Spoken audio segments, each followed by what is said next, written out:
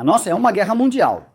Dos campos de batalha da Ucrânia, às selvas de Myanmar, dos desertos do Sudão, às terras áridas do México, do chifre da África à faixa de Gaza, ao Haiti, ao Congo e ao Iêmen, nações em todo o mundo estão consumidas pelo conflito.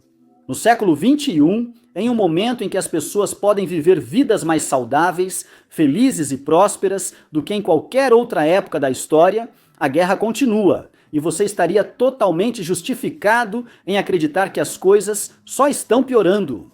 Hoje, faremos uma análise das guerras, insurgências e conflitos civis do século XXI, explorando as zonas de guerra mais brutais recentes. Líderes e facções trouxeram um inferno aos inocentes. Vamos percorrer continentes e décadas até contar todos os corpos. Vamos deixar claro, não estamos aqui de forma dualista ou para fazer top 10, mas para mostrar a realidade. O inventário da pura devastação humana apocalíptica que pessoas de todo o mundo, vivas e respirando hoje, causaram umas às outras.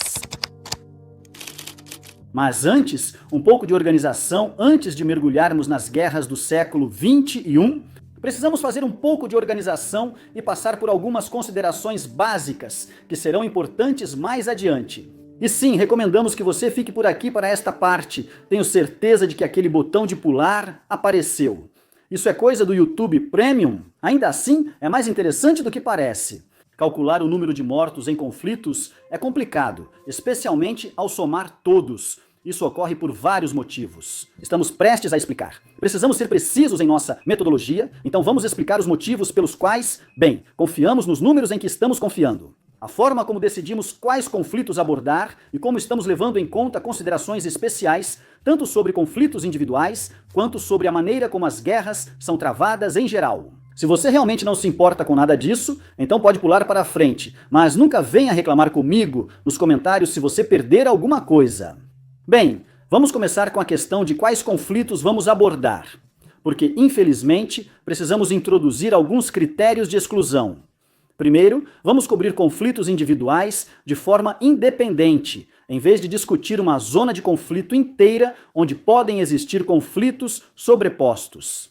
Por exemplo, não faremos um episódio único sobre a violência no Sahel, África, pois ela envolve vários conflitos diferentes, mas nenhum desses conflitos individualmente, atingiu o nível para entrar em nossa lista. Se uma nação enfrenta uma crise de segurança multidimensional, na qual várias insurgências diferentes lutam contra o mesmo governo ao mesmo tempo, podemos discutir isso. Os conflitos civis abrangentes das nações, pegue como exemplo um lugar como o Paquistão ou o México. Mas, e quando os conflitos operam em paralelo uns aos outros, sem estarem interconectados em um nível mais profundo? Não vamos agrupá-los só por estarem na mesma região. Vamos adotar um critério único e rígido para decidir quais conflitos discutir? Assim, não vamos incluir conflitos com um número acumulado de mortes inferior a aproximadamente 50 mil apenas durante o século XXI.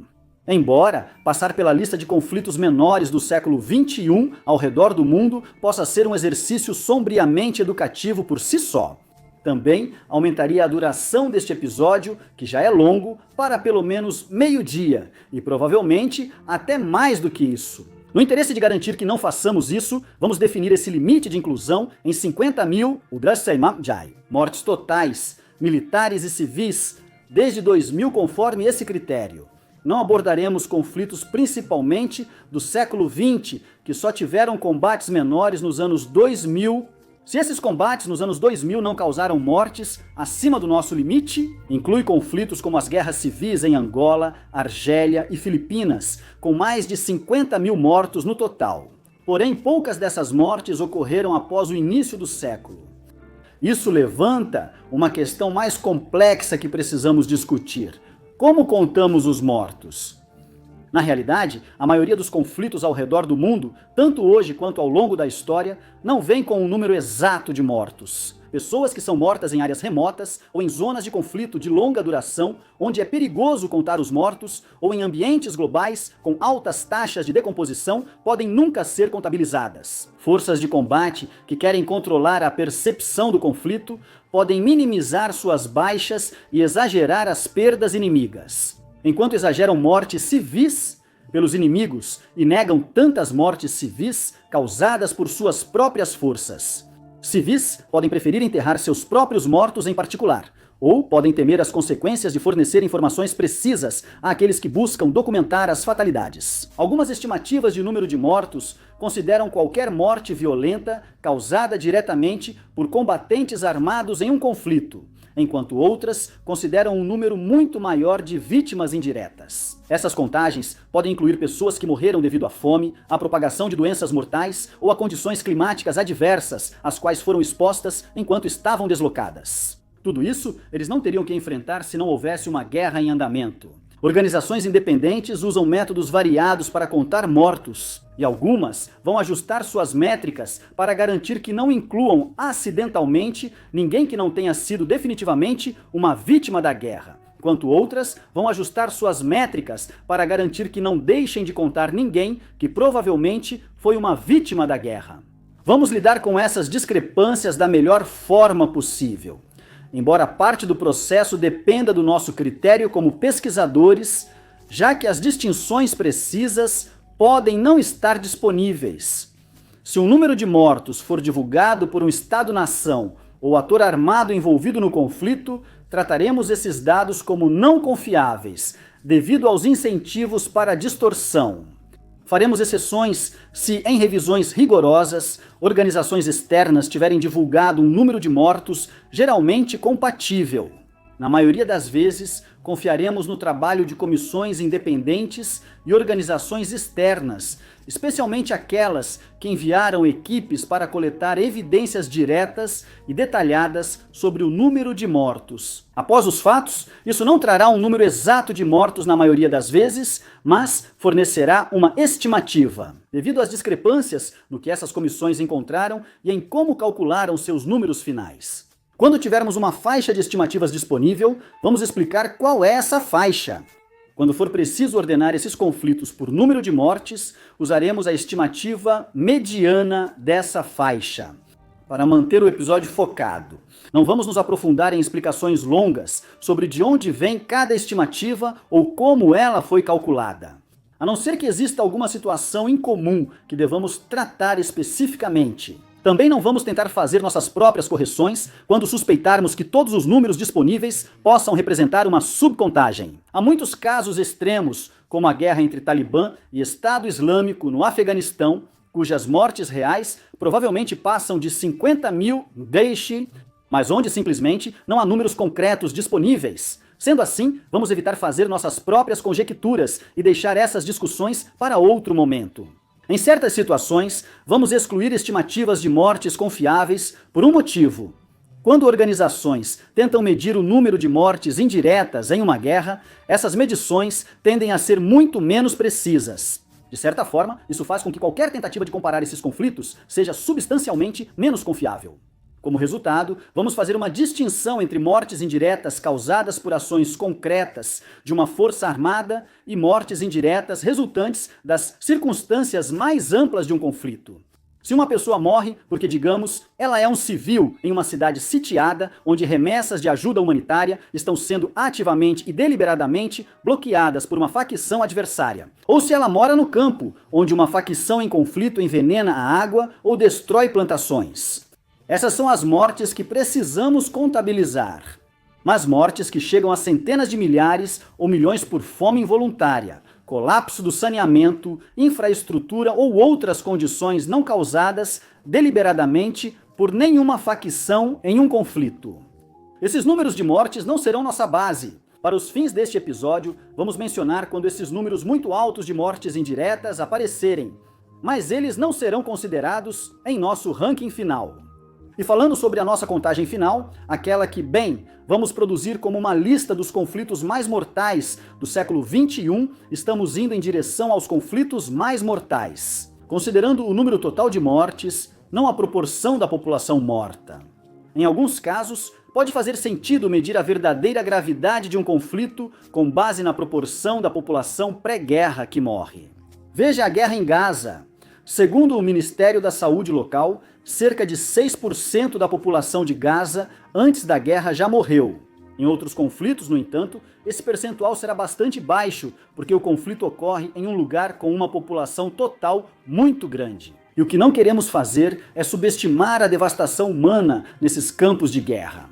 Mesmo usando classificações percentuais, até as maiores contagens de vítimas na Rússia, a invasão da Ucrânia refletiria menos de 1% de todos os russos e menos de 0,5% de todos os ucranianos. Mesmo que o número total de mortos nesse conflito seja considerado uma ordem de magnitude maior do que na guerra em Gaza. Vamos nos basear apenas no número de mortos em cada conflito, em vez de levar em conta o número de feridos, o número de deslocados internos e o número de pessoas que acabaram se tornando refugiados internacionais. Novamente, esse é um tema interessante e digno por si só, mas nosso foco hoje são os conflitos mais mortais do século XXI. Então, com essa longa introdução fora do caminho, espero que você tenha achado que valeu a pena. Comecemos pela Ásia e Pacífico. Ok? Antes de tudo, vamos para o Afeganistão, onde uma das guerras mais proeminentes do século XXI até agora também foi uma das mais longas. Após os ataques de 11 de setembro de 2001, a guerra no Afeganistão começou com operações secretas e logo evoluiu para uma invasão em grande escala, liderada pelos Estados Unidos da América, com apoio da Aliança do Norte e tropas do Canadá, Grã-Bretanha, França, Alemanha, Austrália e outros. As forças dos Estados Unidos da América iniciaram uma ocupação prolongada do território afegão em oposição à organização fundamentalista islâmica armada, o Talibã, na época em que os Estados Unidos da América deram início à sua invasão. O Talibã controlava a maioria dos grandes centros do Afeganistão e colaborava com a Al-Qaeda, responsável pelos ataques de 11 de setembro nos Estados Unidos da América. O grupo usava o território afegão para contrabandear armas, treinar cerca de 10 mil jihadistas e planejar ataques terroristas globais. A guerra no Afeganistão foi intensa, mas relativamente breve. O Afeganistão era e continua sendo uma nação pouco populosa, onde as batalhas eram normalmente travadas em regiões rurais e montanhosas, e onde combatentes assimétricos, no estilo insurgente, podiam contar com as extensas redes de cavernas que atravessam grande parte do país. O Talibã estava bem acostumado à guerra de guerrilha e tinha apenas o mínimo de equipamento para outros tipos de combate. Quando a coalizão americana, operadores especiais e o poder aéreo se aliaram a senhores da Guerra do Norte, o Talibã perdeu o controle da maior parte do país. Em pouco tempo, a parte propriamente dita da invasão na guerra continuou por pouco mais de 2 meses. E nesse período, o balanço de baixas afetou esmagadoramente o Talibã, assim como civis afegãos nas áreas onde a guerra foi travada. As estimativas de baixas nesse período sugerem algo em torno de 8 mil combatentes do Talibã mortos, podendo chegar a 10 mil ou até mesmo 12 mil. Assim como o número de civis entre 1.500 e 2.500. Do outro lado, os Estados Unidos perderam apenas 12 soldados e um agente da CIA. Não se sabe ao certo quantas baixas os aliados da Aliança do Norte do Afeganistão sofreram, apesar de sua intensa participação nos combates terrestres. Desde o início de 2002, porém, a guerra no Afeganistão mudou e virou o tipo de conflito que duraria até a saída dos Estados Unidos. Insurgência assimétrica prolongada liderada pelo Talibã e operações exaustivas contra insurgentes dependentes do poder aéreo sob comando do líder da Al-Qaeda dos Estados Unidos da América. Alguns homens de Bin Laden não foram capturados no início da guerra. O recém-instalado governo afegão sob Hamid Karzai era no mínimo frágil. E embora os Estados Unidos tenham apoiado e participado de um projeto de construção nacional, seus esforços foram caros e, no final das contas, ineficazes. Enquanto isso, o Talibã mudou sua forma de lutar, aumentando o uso de dispositivos explosivos improvisados, emboscadas dispersas, ataques com foguetes e contando com moradores simpáticos que estavam dispostos a escondê-los dos ocupantes estrangeiros. Com o exército afegão vacilante, os Estados Unidos da América enviaram mais tropas e o Talibã aumentou os ataques. Em um ciclo que se repetia continuamente, em 2006, 2015 e 2021, após assinar um acordo de paz condicional e ver os Estados Unidos da América iniciarem a retirada. O Talibã avançou e destruiu a determinação do governo afegão apoiado pelos Estados Unidos da América por quase 20 anos. Mesmo com bombardeios, ataques aéreos, operações especiais e ofensivas dos Estados Unidos da América, o Talibã manteve a pressão e repôs suas perdas, mostrando ser impossível eliminá-los totalmente. Por causa da natureza assimétrica dos combates durante a maior parte do conflito no Afeganistão, o verdadeiro número de vítimas da guerra ainda é tema de um debate constante. Como muitos conflitos ocorreram em áreas remotas, é difícil determinar com precisão o número de civis mortos diretamente pela guerra, versus aqueles que morreram de doenças, falta de acesso a comida ou água, ou outras consequências indiretas, em comparação com aqueles que morreram do que no fim das contas seriam causas naturais. Na guerra, os Estados Unidos da América perderam 2.420 soldados e agentes de inteligência, a Grã-Bretanha 457 e os demais membros da coalizão 702 contratados militares privados causaram 3.917 mortes entre forças afegãs apoiadas pelos Estados Unidos da América, enquanto o número de mortos do outro lado varia entre 65 e 70 mil Dulm. As estimativas de mortos do Talibã variam bastante. Tão baixo quanto pouco mais de 50 mil segundo algumas estimativas e até 100 mil de acordo com outras, com estimativas medianas ficando na faixa dos 80 mil. As mortes entre a Al-Qaeda e a organização Estado Islâmico Khorasan são ainda mais difíceis de determinar, embora pelo menos 5 mil provavelmente tenham sido mortos entre os dois grupos. Por fim, o número real de civis mortos provavelmente nunca será conhecido, embora os números compilados pelo projeto Custos da Guerra da Universidade Brown forneçam um limite mínimo. Segundo eles, 46.319 civis morreram no conflito.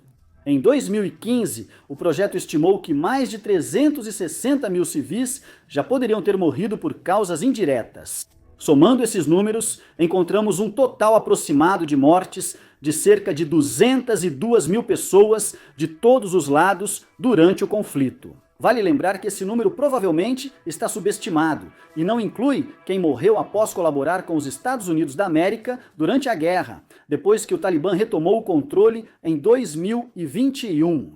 Ao lado do Afeganistão, focamos no Paquistão, onde o principal conflito insurgente quase atinge nosso limite de 50 mil vítimas. No século XXI, os conflitos internos do país já ultrapassam esse número. A principal insurgência interna do Paquistão envolve uma série de grupos militares islamistas, desde o Estado Islâmico em Khorasan e a Al-Qaeda até o Talibã paquistanês. Até grupos que apareceram e sumiram ao longo do tempo. As ações militares do Paquistão contra esses grupos normalmente seguiram a guerra ao terror, liderada pelos Estados Unidos da América. Grupos militantes usam ataques suicidas, emboscadas e operações insurgentes prolongadas. Em certas regiões, como nos Estados Unidos, o exército moderno do Paquistão e seu poder aéreo lhe deram vantagem decisiva. O Paquistão lutou essas batalhas em seu território, expondo soldados e civis ao fogo. Com muito mais frequência, grupos insurgentes se mostraram mais do que capazes de explorar a fronteira mais pobre do Paquistão com o Afeganistão, como ainda fazem hoje, como evidenciado por um confronto em outubro de 2025 entre Paquistão e Afeganistão, que deixou dezenas de mortos, no mínimo. Ao longo de seu conflito com esses grupos insurgentes, o Paquistão realizou várias ofensivas militares em grande escala para eliminar e desmantelar redes militares em todo o território, onde o governo paquistanês normalmente não conseguiu exercer muita autoridade. Esses esforços resultaram em 2017 em uma operação conjunta no Paquistão que enfraqueceu e fragmentou o Talibã paquistanês em várias facções. Mas mesmo depois de 2017, o Paquistão ainda tinha muito trabalho pela frente, com uma série de outras insurgências. No Baluchistão, o movimento separatista Baluchi luta por soberania desde os anos 1940, mas no século XXI, suas operações aumentaram no ano 2000 e nunca realmente diminuíram. O Baluchistão é uma região pobre do Paquistão, mas rica em recursos naturais. O Paquistão permitiu anos de exploração estrangeira em grande escala, que líderes baluchis consideram um roubo da prosperidade que deveria ser deles. As perdas de tropas do Paquistão no conflito com o Talibã paquistanês e outras insurgências islamistas geram muito debate. O Portal de Terrorismo do Sul da Ásia, através do Instituto de Gestão de Conflitos, indica a morte de cerca de 6.000 soldados e agentes da lei paquistaneses entre 2004 e hoje. Projetos de custos de guerra apontam cerca de 9.500 mortos entre 2004 e 2021. Do lado oposto, o número de militantes mortos parece estar entre 31 mil e 35 mil. O Portal de Terrorismo do Sul da Ásia registra 10.000 civis mortos, enquanto o projeto Custo da Guerra estima mais de 25 mil. No Baluchistão, segundo o Portal de Terrorismo do Sul da Ásia, entre 2000 e 2019 morreram 2.052 soldados, cerca de 2.400 insurgentes baluches e 4.600 civis no Paquistão. Embora nos últimos anos, as fatalidades de ambos os lados em Baluchistão tenham se tornado tema de debates muito intensos. Somando tudo, esses números indicam um total de mortes superior a 60 mil no mínimo em todo o Paquistão desde o ano 2000. Provavelmente a subnotificação aqui novamente. Antes de prosseguir, devemos mencionar que, como o Paquistão, a Índia também enfrenta insurgências internas em várias áreas. Essas insurgências, no entanto, não parecem ter resultado em um número de mortes que atinja nosso limite de 50 mil ou mais no século XXI. E por isso não vamos nos aprofundar nelas hoje. Voltando no tempo para os anos 2000, porém, a Guerra Civil no Sri Lanka ocorreu de 1983 até maio de 2009. Conflito entre o governo singalês do Sri Lanka e militantes que lutam pela soberania da minoria Tamil.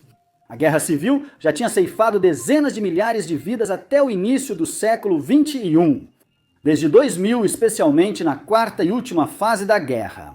De 2006 a 2009, as Forças Armadas do Sri Lanka lançaram uma campanha devastadora para retomar uma parte do país que estava sob controle Tamil.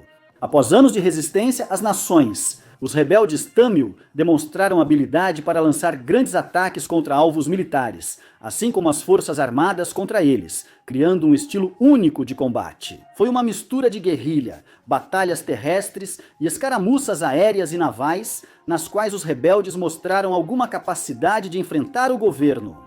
Houve uma fase anterior da guerra, encerrada em 2000 e 2001, com grandes confrontos e um ataque que matou mais de 1.000 soldados do Sri Lanka. Como as estimativas de vítimas civis deste período somam fatalidades desde 1995, os dados anuais de vítimas são escassos. Do lado Tamil, concentre a questão do número de mortos no doloroso desfecho da guerra. O que ocorreu nessa fase da guerra civil ainda é um tema delicado no Sri Lanka.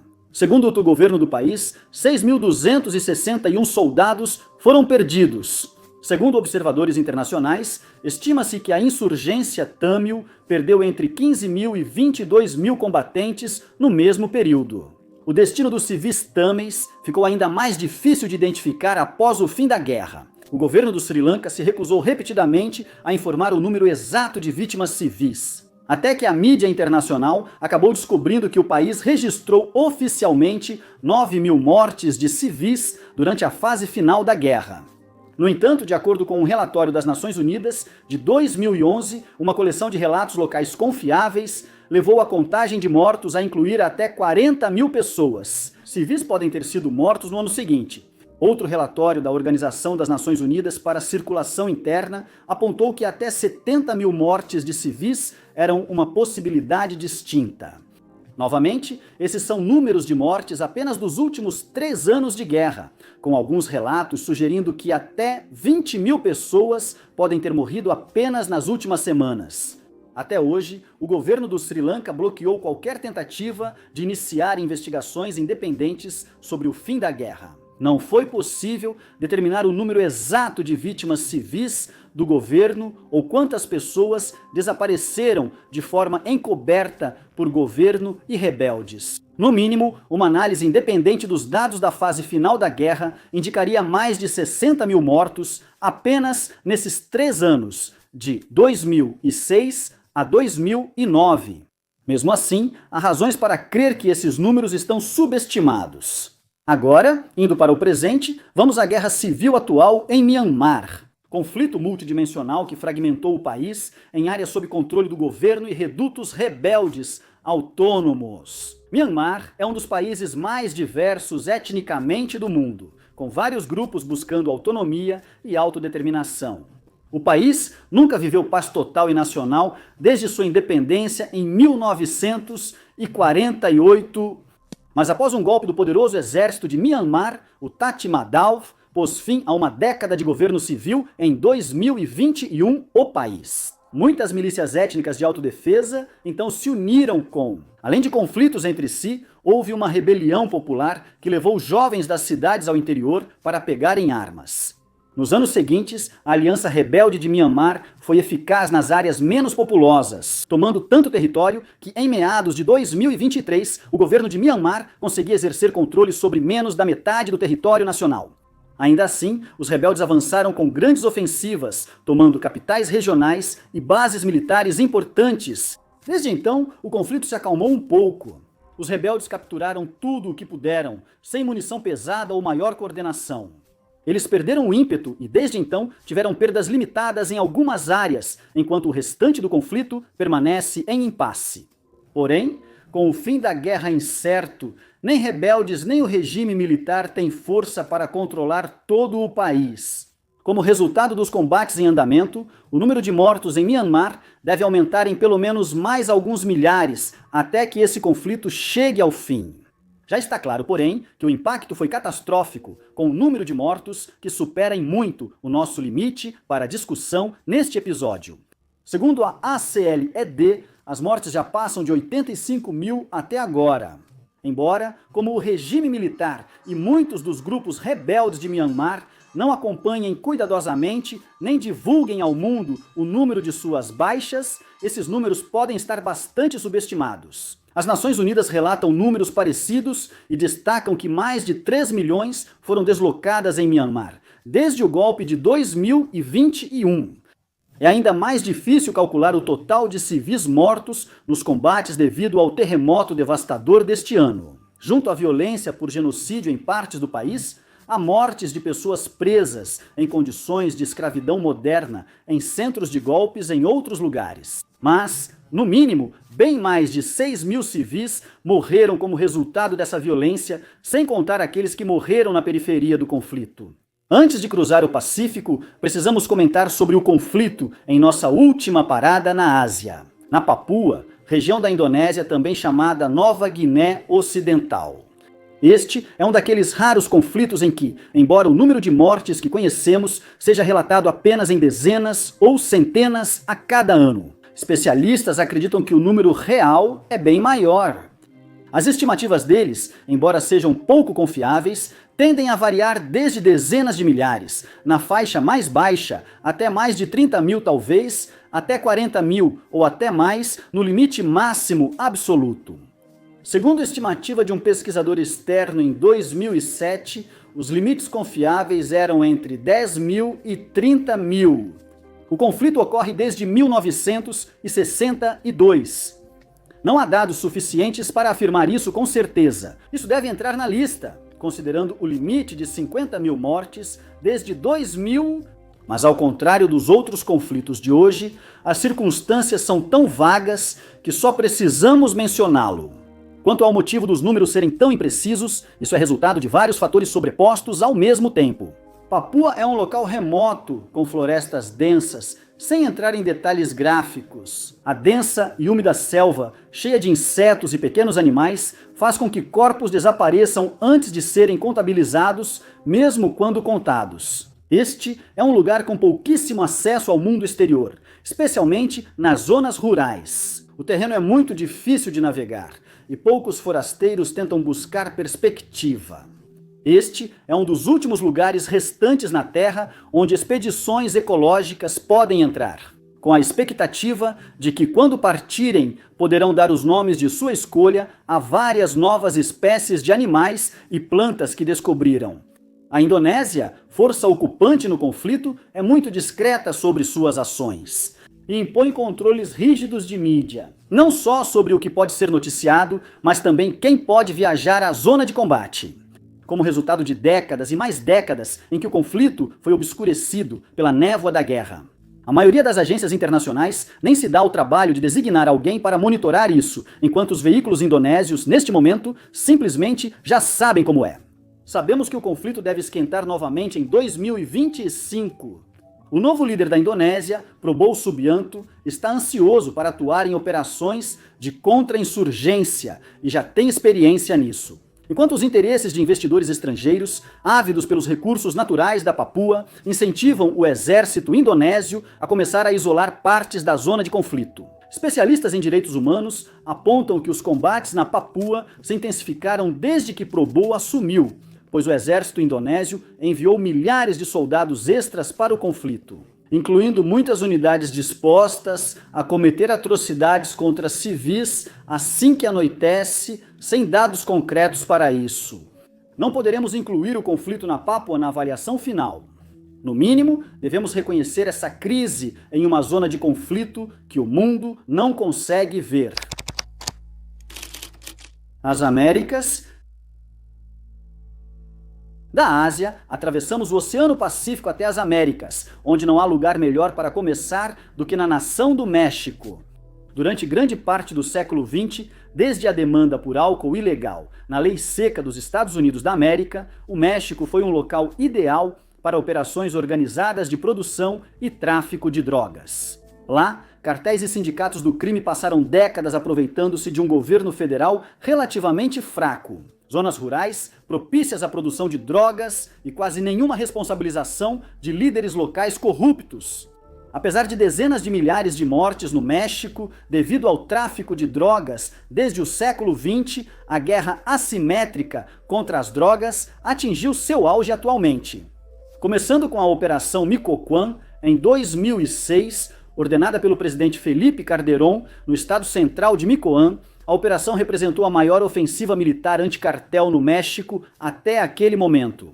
E por uma grande margem. Daí em diante, a guerra às drogas no México alcançou outro nível de intensidade. E embora diferentes cartéis e diferentes chefes surjam e caiam com o tempo, todos eles contribuíram para um tipo de brutalidade que nem mesmo a maioria das zonas de guerra ao redor do mundo consegue igualar. Entre todos os conflitos debatidos, só a insurgência em Papua contra a Indonésia rivaliza com a dificuldade de contar mortos nas guerras dos cartéis do México. Mas, enquanto na Indonésia, o desafio é tão intenso por causa de uma combinação de apagões de informação, condições naturais e barreiras de acesso, a situação no México piora porque os cartéis querem esconder as mortes, tanto de seus próprios membros quanto de suas vítimas. Segundo o Registro Nacional de Pessoas Desaparecidas do México, mais de 125 mil pessoas sumiram durante o conflito civil mexicano. Desde que o conflito se intensificou em 2006, a maioria dessas pessoas desapareceu. Nessa proporção, autoridades mexicanas localizaram milhares de valas comuns nas últimas 2 décadas, um número incalculável. Milhares de outros desaparecidos provavelmente foram cremados ou tiveram seus restos tratados de outras formas. Isso os tornaria impossíveis de serem encontrados ou identificados como desaparecidos. Essa tendência continua. Desde que o presidente Claudio Sheinbaum assumiu em 2024, cerca de 15 mil pessoas desapareceram, provavelmente mais até agora. Os combates no conflito são assimétricos, multidimensionais e imprevisíveis. Os cartéis individuais nem sempre atuam em alinhamento uns com os outros e têm tanta probabilidade de eliminar os combatentes uns dos outros quanto de atacar soldados do governo. Eles também enfrentam milícias locais, declaradas ou não, além de vários outros empreendimentos criminosos no México. Jornalistas, ativistas e famílias de mortos ou desaparecidos estão na mira, assim como médicos, políticos, advogados, professores e outros servidores que possam ameaçar os negócios dos cartéis. Sempre ansiosos por controlar a narrativa e contrários a favorecer o governo. Os cartéis ficaram muito bons em recolher seus próprios mortos e, por sua vez, contribuíram ainda mais para o véu de segredo que cobre toda a guerra. Para piorar a situação, como resultado desse conflito, infelizmente, ficou muito fácil matar pessoas no México, tanto como parte da guerra às drogas, quanto por motivos totalmente não relacionados. E como os assassinos não estão exatamente deixando bilhetes nos corpos dos mortos, muitas vezes pode ser muito difícil determinar de forma conclusiva se alguém foi morto como resultado do conflito ou simplesmente estava na periferia, para se ter uma noção da situação. De acordo com o registro oficial das Nações Unidas, o México registrou mais de 460 mil homicídios entre 2006 e o início de 2025, sem contar as 125 mil pessoas ainda desaparecidas, provavelmente entre os mortos. Mesmo assumindo muita sobreposição entre as listas de desaparecidos e os restos mortais de pessoas não identificadas que parecem ter morrido. Mortes violentas. Desde 2006, mais de 500 mil de pessoas morreram no México. Claro, para os nossos propósitos hoje, não podemos usar esse número total de homicídios para representar o número de pessoas mortas como resultado da guerra às drogas no México. Mas porque, novamente, é impossível obter uma contagem clara de quem foi morto no México e por qual motivo. Devemos analisar os dados de outro modo e, no máximo, usar pesquisas sobre conflitos para estimar a proporção dos homicídios no México ligados à guerra às drogas. Segundo a Human Rights Watch, até o fim de 2025, cerca de 2/3 dos homicídios eram ligados ao crime organizado. Já o El Economista, em maio de 2023, estimou esse índice em 54%. Para contextualizar e ter uma noção de como isso é difícil, um estudo de 2020 da Justiça no México colocou a proporção entre 44 e 80, seguindo os números da Human Rights Watch. Considerando a sua recente publicação e tendo em mente que essa sempre será uma métrica imperfeita. 2/3 dos 460 mil homicídios, somados aos 18.400 de 2025, totalizam cerca de 319 mil mortes causadas pelas guerras dos cartéis mexicanos. Até agora, novamente, esse número não inclui os desaparecidos. A Colômbia, milhares de quilômetros ao sul, tem cicatrizes de uma história parecida, mas com duas diferenças principais. Primeiro, a importância da guerrilha ideológica e segundo, que até recentemente parecia que o conflito poderia ter acabado. A violência na Colômbia, assim como as guerras dos cartéis no México, vem de décadas, com o conflito moderno começando por volta de 1964. Nesse período, surgiram as Forças Armadas Revolucionárias da Colômbia, grupo guerrilheiro marxista-leninista, que logo aceleraria o conflito ao lado da Frente Nacional. No século XX e início do XX, primeiro o conflito entre o governo colombiano e guerrilheiros mudou gradualmente, com traficantes de drogas, como o cartel de Medellín de Pablo Escobar, explorando o caos. Enquanto cada vez mais grupos ideológicos radicais, tanto da esquerda quanto da direita, trabalhavam para avançar violentamente suas causas escolhidas, os anos 2000 foram um período particularmente sangrento para o país. Embora, após alguns anos em que o grupo rebelde Forças Armadas Revolucionárias da Colômbia parecia estar diminuindo suas operações, o governo colombiano conseguiu firmar um acordo de cessar-fogo crucial com os líderes da organização. Quando a trégua foi firmada, em 2016, a Colômbia já vivia mais de 50 anos de conflitos. A Comissão da Verdade informou em 2022 que cerca de 450 mil pessoas morreram no conflito entre 1985 e 2018. Isso desconsidera os primeiros anos do conflito, quando milhares de pessoas teriam morrido. Segundo a Comissão da Verdade, entre 40% e 45% das mortes nesse período ocorreram após 2000 diálogos. Entre 2000 e 2008, o Plano Colômbia, liderado pelos Estados Unidos da América, estava em vigor. Isso indica que entre 180 mil e 200 mil pessoas morreram na Colômbia apenas no século XXI. Felizmente para a Colômbia, o declínio das Forças Armadas Revolucionárias da Colômbia não significou o fim da nação. O conflito com dissidentes das Forças Armadas Revolucionárias da Colômbia e sindicatos criminosos segue pela disputa de controle em áreas específicas do país. O conflito se intensifica à medida que organizações resistentes dominam o uso de drones para entregar explosivos. Enquanto eles exploram uma quebra ainda maior de confiança entre o governo da Colômbia e ex-rebeldes. Durante esse período, segundo observadores de conflitos colombianos e internacionais, entre 10 e 12 mil pessoas morreram. Somando esses números ao valor mediano da Comissão da Verdade da Colômbia, o total chega a cerca de 20 mil mortos no conflito armado colombiano desde o início deste século. Felizmente, para o supercontinente americano, esses dois conflitos compõem a totalidade do nosso tour por esta parte do mundo. Embora a crise na Venezuela, o colapso do Haiti e outros conflitos tenham matado milhares de pessoas. No primeiro quarto do século XXI, eles ainda não atingiram o número de 50 mil mortes. Isso marcaria um conflito para a inclusão nesta lista, o Haiti, facilmente o conflito mais horrível do século XXI nas Américas. Além desses, matou entre 25 mil e 35 mil pessoas, desde 2000 principalmente, após o assassinato do presidente Jovenel Moïse em 2021. África. Certo? Então das Américas nós vamos para a África, onde, tanto em relação à nossa linha do tempo, quanto em termos da intensidade do conflito. O ponto de partida é a Segunda Guerra do Congo, ocorrida de 1998 até o Acordo de Paz em 2002, no território da República Democrática do Congo. Envolveu 9 nações africanas e várias insurgências assimétricas, todas trazendo violência ao conflito. A guerra começou logo após o fim da Primeira Guerra do Congo, quando Laurent Désiré Kabila, futuro líder do Congo, aliou-se a Ruanda, Angola e Uganda para liderar milhares de veteranos insurgentes em uma marcha para derrubar o Congo. O ditador Mobutu Sese Seko e a coalizão rebelde de Kabila cometeram várias atrocidades e massacres na marcha à capital, conseguindo derrubar e exilar Mobutu. Tudo isso sem muita resistência.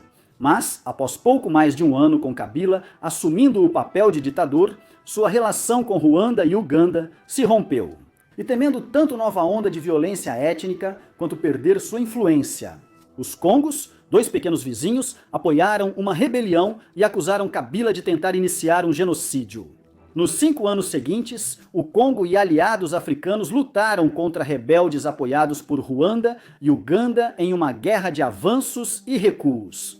Após um momento crítico no início da guerra, Kabila evitou a queda imediata e soldados do Zimbábue e Angola logo lutaram para apoiar seu regime. Na Guerra do Congo, minas de minerais e depósitos de recursos viraram alvos-chave, com facções alternando o controle de diamantes, ouro, cobalto e outros recursos lucrativos. Cessares-fogo foram acordados e depois quebrados, as Nações Unidas foram enviadas para a zona de conflito e se mostraram altamente ineficazes. Em 2001, Kabila foi assassinado, provavelmente por uma das cerca de 30 mil crianças soldado usadas no conflito. Na época, Joseph, filho de Kabula e seu guarda-costas, assumiu o poder com apoio de Robert Mugabe, líder do Zimbábue. E a guerra continuou a partir daí, com o jovem Kabila supervisionando uma virada lenta, mas decisiva, contra Ruanda e sua facção rebelde. As partes do Congo controladas pelo regime começaram lentamente a se estabilizar. E, eventualmente, um processo de cessar-fogo levou à criação de um novo governo de transição no Congo e à elaboração de uma nova constituição. Mesmo com o governo de transição, Kabila manteve a ditadura até 2019. Atualmente, facções congolesas e apoiadas por Ruanda lutam novamente no leste do Congo, segundo dados de vítimas. Sobre o conflito atual, no entanto, não vamos discutir a guerra de hoje em detalhes neste episódio. Quanto ao número de mortos da Segunda Guerra do Congo, retomando a distinção inicial deste episódio, explico que isso é importante para manter consistência e clareza. Enquanto isso, vamos contabilizar o máximo possível as mortes de civis causadas diretamente por uma facção na guerra, como fome provocada ou água envenenada. Não vamos contabilizar as mortes em excesso que frequentemente ocorrem na periferia da guerra sem terem sido causadas diretamente. Nesse caso, é especialmente importante enfatizar isso, porque a estimativa mais amplamente utilizada para o número de mortos na Segunda Guerra do Congo leva em conta as mortes em excesso durante e após a guerra, anos até 2008. Essa estimativa do Comitê Internacional de Resgate coloca o número total de mortos em impressionantes 5,4 milhões de pessoas, colocando facilmente a Segunda Guerra do Congo no topo de qualquer lista de conflitos do século XXI, Mas a grande maioria dessas mortes foi causada por fome generalizada, doenças ou outros meios não relacionados ao combate. Segundo relatórios do Comitê Internacional de Resgate, nenhuma das partes envolvidas provocou esses eventos em larga escala. A maioria das mortes ocorreu após a guerra, enquanto mortes em combate e assassinatos fora dele foram menos de 10% do total. Vale notar que muitas dessas mortes em combate ocorreram no fim dos anos 1990. Entre 1998 e 2001, estima-se que mais de 350 mil pessoas morreram violentamente no conflito. Mas, novamente, uma proporção maior dessas pessoas teria morrido durante as batalhas intensas do final dos anos 90 e menos teriam morrido quando o conflito começou a diminuir em 2002. Sendo assim, não vamos conseguir fornecer um número muito preciso. As estimativas de vítimas do conflito geralmente analisam a guerra de forma agregada, não ano a ano, devido à grande dificuldade de acompanhar as baixas em tempo real. Uma estimativa conservadora aponta cerca de 150 mil mortos diretos na Segunda Guerra do Congo no século XXI, enquanto o limite superior fica mais próximo de 250 mil. Fontes, como o Programa de Dados de Conflitos de Uppsala, que contam apenas mortes violentas diretas confirmadas, apontam um número de até 80 mil ou menos. Como é difícil confirmar mortes após o conflito, esses números provavelmente estão subestimados. Portanto, apesar de não ser exato, adotaremos a estimativa conservadora de 150 mil Gemäßverbrennung. Precisamos ainda fazer uma análise amarga e considerar outra atrocidade relacionada. O genocídio dos pigmeus em Ituri, Congo, de outubro de 2002 a janeiro de 2003, foi cometido por 2 grupos rebeldes apoiados por Ruanda, no nordeste do país. Estima-se que o genocídio dos pigmeus tenha exterminado até 40% da população pigmeia do leste do Congo. Em uma campanha de extermínio brutal que resultou em acusações de crimes contra a humanidade e relatos de canibalismo, os pigmeus eram vistos como sub-humanos por facções rebeldes e sua carne era valorizada por alegadas propriedades mágicas. Os pigmeus de Atouri foram atacados enquanto a maioria dos observadores internacionais se concentrava em manter o cessar-fogo. No restante do país, estima-se que entre 60 e 70 mil pigmeus tenham sido mortos durante o conflito, enquanto muitos sobreviventes foram escravizados e quase toda a população foi deslocada.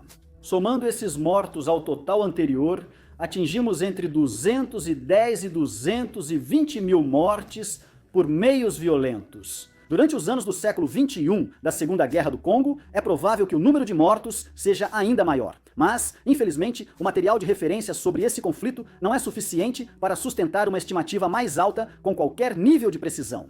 E agora veja, se a Segunda Guerra do Congo e o genocídio dos pigmeus já foram um tema horrível de se discutir, e realmente foram, então precisamos pedir desculpas antecipadamente. Porque esse é um conflito que define o tom para os próximos que teremos que abordar.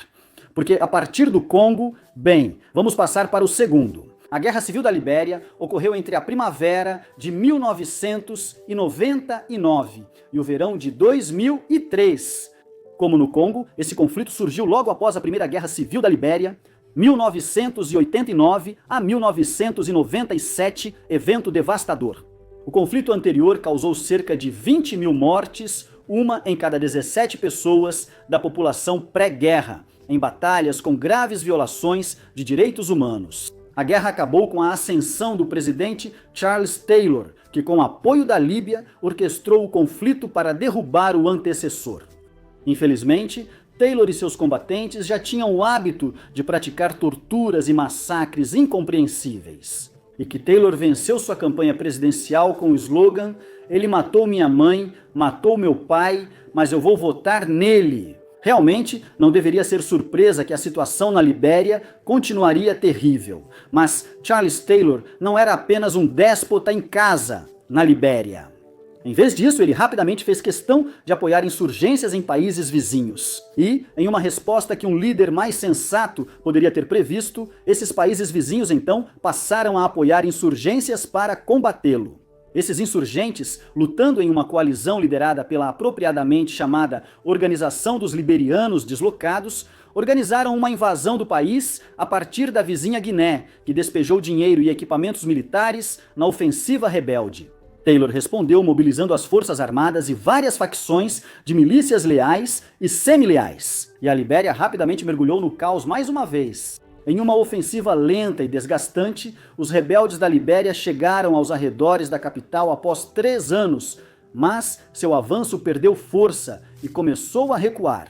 Uma segunda insurgência surgiu no sul da Libéria com apoio da Costa do Marfim, sob pressão de todos os lados. Cercado em uma capital bombardeada pelos rebeldes enquanto o país caía, Taylor renunciou em agosto de 2003, colapsando seu governo e entregando o poder a um governo de transição.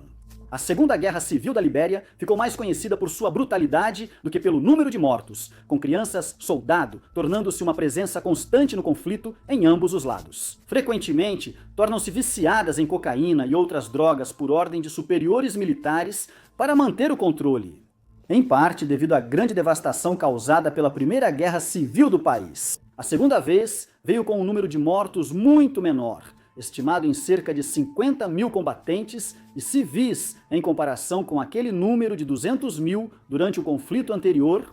Novamente, assim como a Segunda Guerra do Congo, este é um conflito que atravessou os séculos 20 e 20.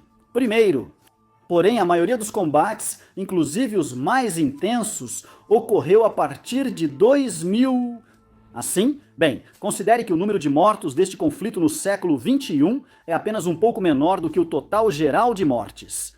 E de Libéria, vamos para o Sudão, onde teremos que ficar por um tempo. Ao discutirmos 3 grandes conflitos em sequência, o primeiro é a guerra em Darfur, que começou em fevereiro de 2003 e pode-se dizer continua até hoje. Depende de como você separa o fim de um conflito e o começo de outro. Para os nossos propósitos, porém, e para distinguir entre esse conflito e a guerra em andamento na região de Darfur, no Sudão. Bem, vamos discutir a guerra em Darfur desde seu início, em 2003, até a negociação de um acordo de cessar-fogo a partir de 2010. Isso interrompeu temporariamente os piores combates nesse período. A guerra em Darfur continuou. Um lado composto pelas Forças Armadas e pelo Estado sudanês, junto com milícias nômades árabes sudanesas conhecidas como Janjaweed, e o outro lado formado por grupos rebeldes. Vindos dessas regiões, grupos étnicos como Fur, Zakawa e Masalati se organizaram para se defender dos ataques dos Janjaweed a vilarejos negros. Esses grupos rebeldes ganharam força nos anos 2000 e souberam explorar o envolvimento excessivo do exército sudanês em outras regiões do país, tentando controlar seu território nos estágios finais da Segunda Guerra Civil Sudanesa.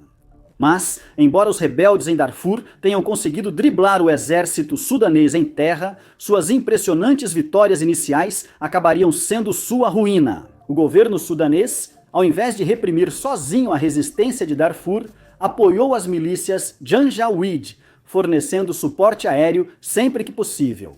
Após a vitória dos rebeldes, como em Al-Fasha, os Janjaweed foram soltos. Iniciou-se o genocídio em Darfur. Nos anos seguintes, os combatentes Janjaweed realizariam ataques imprevisíveis e devastadores, não apenas contra essa oposição rebelde, mas também contra as comunidades civis que esses rebeldes tentavam proteger. Centros rurais do Sudão, principalmente de residentes não árabes, foram os mais afetados, com vilarejos destruídos, civis mortos indiscriminadamente e violência sexual usada como arma de guerra. Em 2004, a Human Rights Watch divulgou um relatório sobre alegações de limpeza étnica. Mesmo com esse e outros relatórios, não houve intervenção eficaz no conflito em Darfur. O genocídio persistiu por anos e só diminuiu por volta de 2005, quando as tensões entre Sudão e Chad aumentaram. A guerra em Darfur seguiu com variações de intensidade até 2010 e, após pausa, intensificou-se novamente em 2013. A fase inicial do conflito em Darfur, e com ela, o genocídio de Darfur, é mais um daqueles casos em que as mortes de não combatentes na periferia da guerra representam uma grande parte do total de mortes. Neste caso, grande parte dessas mortes de não combatentes ocorreu por fome, falta de alimentos e doenças, de forma quase totalmente planejada. Por isso, diferenciamos antes as mortes de não combatentes, onde às vezes a fome e as doenças são fatos da vida em uma zona de guerra. Porque aliviar essas condições é muito difícil quando uma guerra está em andamento, mas às vezes a fome e as doenças são usadas como armas de guerra. O genocídio de Darfur exemplificou isso, com as milícias Janjaweed usando campanhas de terra arrasada para destruir sistematicamente terras agrícolas, rebanhos, saneamento e água potável. Infraestrutura e mecanismos que permitiriam a pessoas comuns receber ajuda ao analisar o total de mortes do genocídio de Darfur incluirão indivíduos que normalmente não estariam no nosso grupo de inclusão. Essas pessoas representam uma parcela relativamente pequena do total de mortos como resultado do genocídio. Esse número, de acordo com estimativas, que levam em conta a longa sequência de assassinatos étnicos que continuaram após o pior da violência, é de aproximadamente 30 mil pessoas mortas. É difícil determinar o número de mortes causadas pelos Janjaweed e militares sudaneses, pois todos ocultaram baixas e muitos rebeldes mortos foram contados como vítimas do genocídio. Segundo a estimativa da Organização das Nações Unidas, cerca de 15.500 pessoas morreram em batalhas entre 2003 e 2007, sem contar vilarejos ou cidades tomados sem resistência. Considerando os anos de guerra até 2010, estimamos cerca de 320 mil mortes. No entanto, vamos mencionar que as estimativas do número de mortos no conflito de Darfur tendem a variar bastante. Por exemplo, um estudo de janeiro de 2010, publicado na The Lancet, estabeleceu uma faixa para o número total de mortos, que pode ser tão baixa quanto 178 mil ou tão alta quanto 461 mil. De Darfur, seguimos para o atual Sudão do Sul, onde abordamos a Guerra Civil Sul-Sudanesa. A guerra começou em dezembro de 2013, menos de 2 anos e meio após a independência do Sudão do Sul, sendo basicamente uma disputa entre 2 líderes ainda influentes no país. O presidente Salva Kiir e o ex-vice-presidente Riek Machar, suspenso e julgado em 2005, protagonizaram uma crise em 2013, quando Kiir acusou Machar de tentativa de golpe, o que rapidamente causou divisão política na facção governante. Entre os leais, a Kiir e o Movimento Popular de Libertação do Sudão, ou Movimento Popular de Libertação do Sudão e a facção de Machar. O Movimento Popular de Libertação do Sudão em oposição, ou Movimento Popular de Libertação do Sudão em oposição. Para fins de clareza, vamos nos referir à facção de Kiir como o governo do Sudão do Sul e a facção de Machar como o lado rebelde do conflito. A guerra civil no Sudão do Sul envolveu interesses e facções rivais de todos os lados. Cessar-fogos foram feitos e quebrados várias vezes, com rivalidade étnica intensa entre as nações. O povo Dinka, representado por Salva Kiir, e o povo Nuer, representado por Riek Machar. Por ser uma nação jovem, com ativos financeiros e militares facilmente divididos entre facções rivais e um arsenal limitado, o Sudão do Sul enfrentava desafios. O local era ideal para que facções governamentais e rebeldes lutassem em igualdade. Essa luta era assimétrica, mas travada em grande escala, em batalhas onde campos de petróleo lucrativos e outros recursos concentrados eram disputados por ambos os lados. A guerra rapidamente se tornou a favorita dos traficantes de armas globais, a que buscavam armas e faziam entregas de todas as partes do mundo. Acredita-se que dezenas de milhares de crianças soldado foram forçadas a lutar no conflito em ambos os lados. Massacres em Juba, 2013, Bentu, 2014 e outros locais na guerra mostraram que a limpeza étnica era prioridade para ambos os lados. Para se ter uma ideia, os eventos do massacre de Juba, em 2013, realizados em apenas 4 dias, foram suficientes por si só para garantir que a Guerra Civil do Sudão do Sul fosse incluída nesta lista. Nesse período de 4 dias, soldados Dinka teriam massacrado mais de 47 mil civis. Nuer, e o total de mortos pode passar de 50 mil. Observando a guerra civil em sua totalidade, as estimativas de mortes em excesso durante o conflito colocam o número de mortos bem acima de 40 mil. Embora muitas dessas mortes tenham sido causadas por fome, essas situações foram provocadas intencionalmente como ataques de inanição a civis, segundo o estudo de 2018 da Escola de Higiene e Medicina Tropical de Londres, publicado quando a maioria dos combates já tinha ocorrido.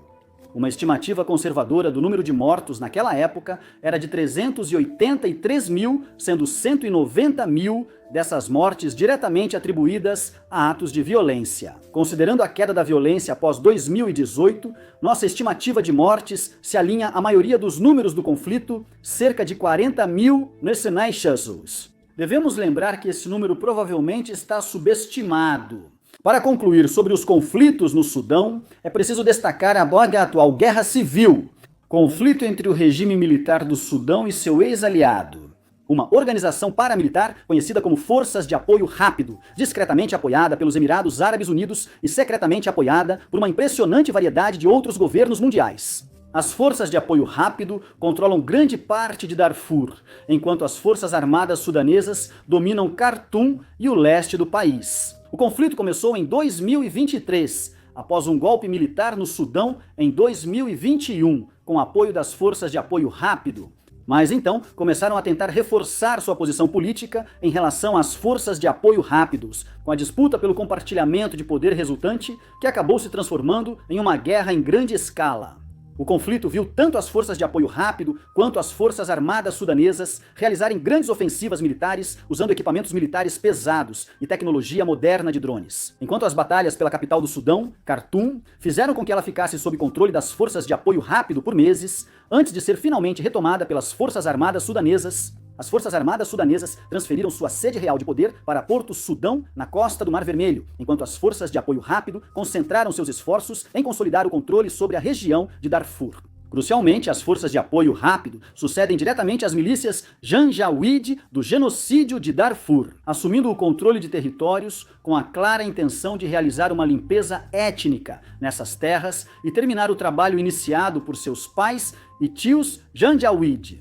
Hoje, as Forças de Apoio Rápido basicamente tomaram o controle da região de Darfur. As Forças Armadas Sudanesas consolidaram seu controle sobre uma parte do leste do país. Até agora, ambos os lados iniciam as primeiras fases de uma nova campanha no centro do país. E depois de anos em que esse conflito foi completamente ignorado pela maior parte do mundo, especialmente pela imprensa global. O mundo recebeu o alerta que especialistas sobre o conflito vêm avisando há anos.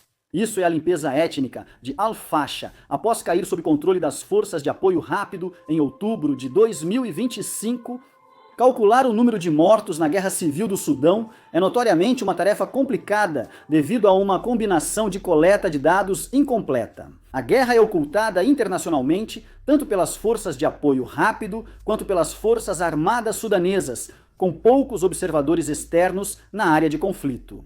Isso sem mencionar o número de pessoas que morrem em áreas onde a infraestrutura de saúde do país já foi destruída. Não há sequer um mecanismo para uma contagem local básica, mas as estimativas são impressionantes. No fim de 2024, o Le Monde divulgou que mais de 150 mil pessoas podem ter morrido em menos de 2 anos de conflito, sem contar as batalhas de 2025 em Khartoum, Al-Fasha e Darfur. Um relatório da Escola de Higiene e Medicina Tropical de Londres revelou em novembro de 2024 que mais de 61 mil pessoas podem ter morrido só no estado de Khartoum, Sudão, entre abril de 2023 e junho de 2024. Para contextualizar, durante esse período, as coisas estavam ruins no estado de Khartoum, mas não era lá que os combates mais intensos estavam acontecendo. Isso sugere que em outras regiões do Sudão, naquela época e depois, as mortes podem ter atingido centenas de milhares. Apesar da previsão sombria, a destruição em Al-Fasha e região no fim de 2025 pode ser o maior derramamento de sangue da guerra civil até então. Antes da captura pelas Forças de Apoio Rápido, estimava-se cerca de 260 mil pessoas sitiadas, quase todas provavelmente alvos da limpeza étnica das Forças de Apoio Rápido. Até o momento, apenas dezenas de milhares conseguiram chegar vivas a um local seguro, segundo o pesquisador Nathanael Raymond, do Laboratório de Pesquisa Humanitária da Universidade de Yale. Citação após o fato. Em 10 dias podem ter morrido mais pessoas do que nos 2 anos anteriores da guerra em Gaza. No momento, o número de mortos na faixa de Gaza passava de 68 mil zegmens. Olha, já dissemos isso várias vezes neste episódio e vamos repetir enquanto seguimos.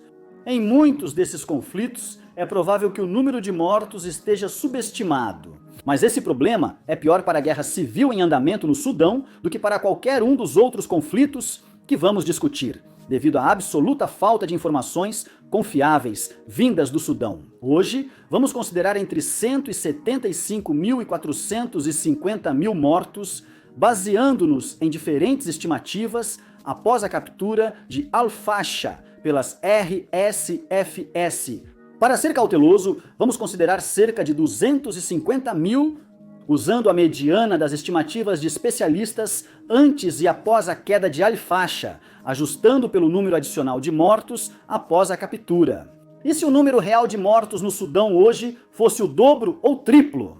Bem, considerando do que sabemos sobre como esse conflito se desenrolou, certamente não ficaríamos surpresos agora, no leste do Sudão.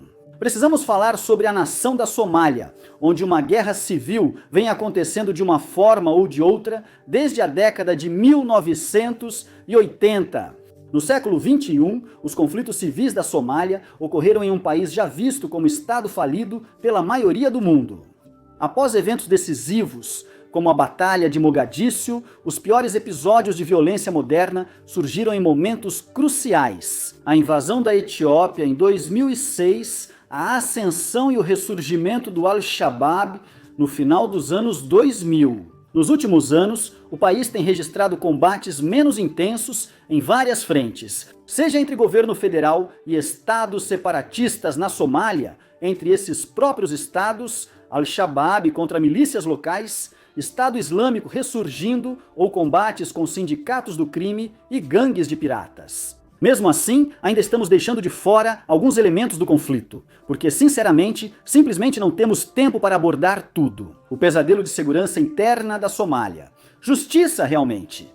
Quando vistos em conjunto, os conflitos sobrepostos na Somália resultam em um número de mortos que ultrapassa facilmente 10 mil de acordo com o ACLED. Por exemplo, a Somália testemunhou cerca de 80 mil mortes verificáveis até o final de 2025, desde o início do conflito com o Al-Shabaab. A invasão da Somália pela Etiópia teria causado cerca de 4 mil mortes entre os etíopes, e a Etiópia matou milhares de combatentes somalis.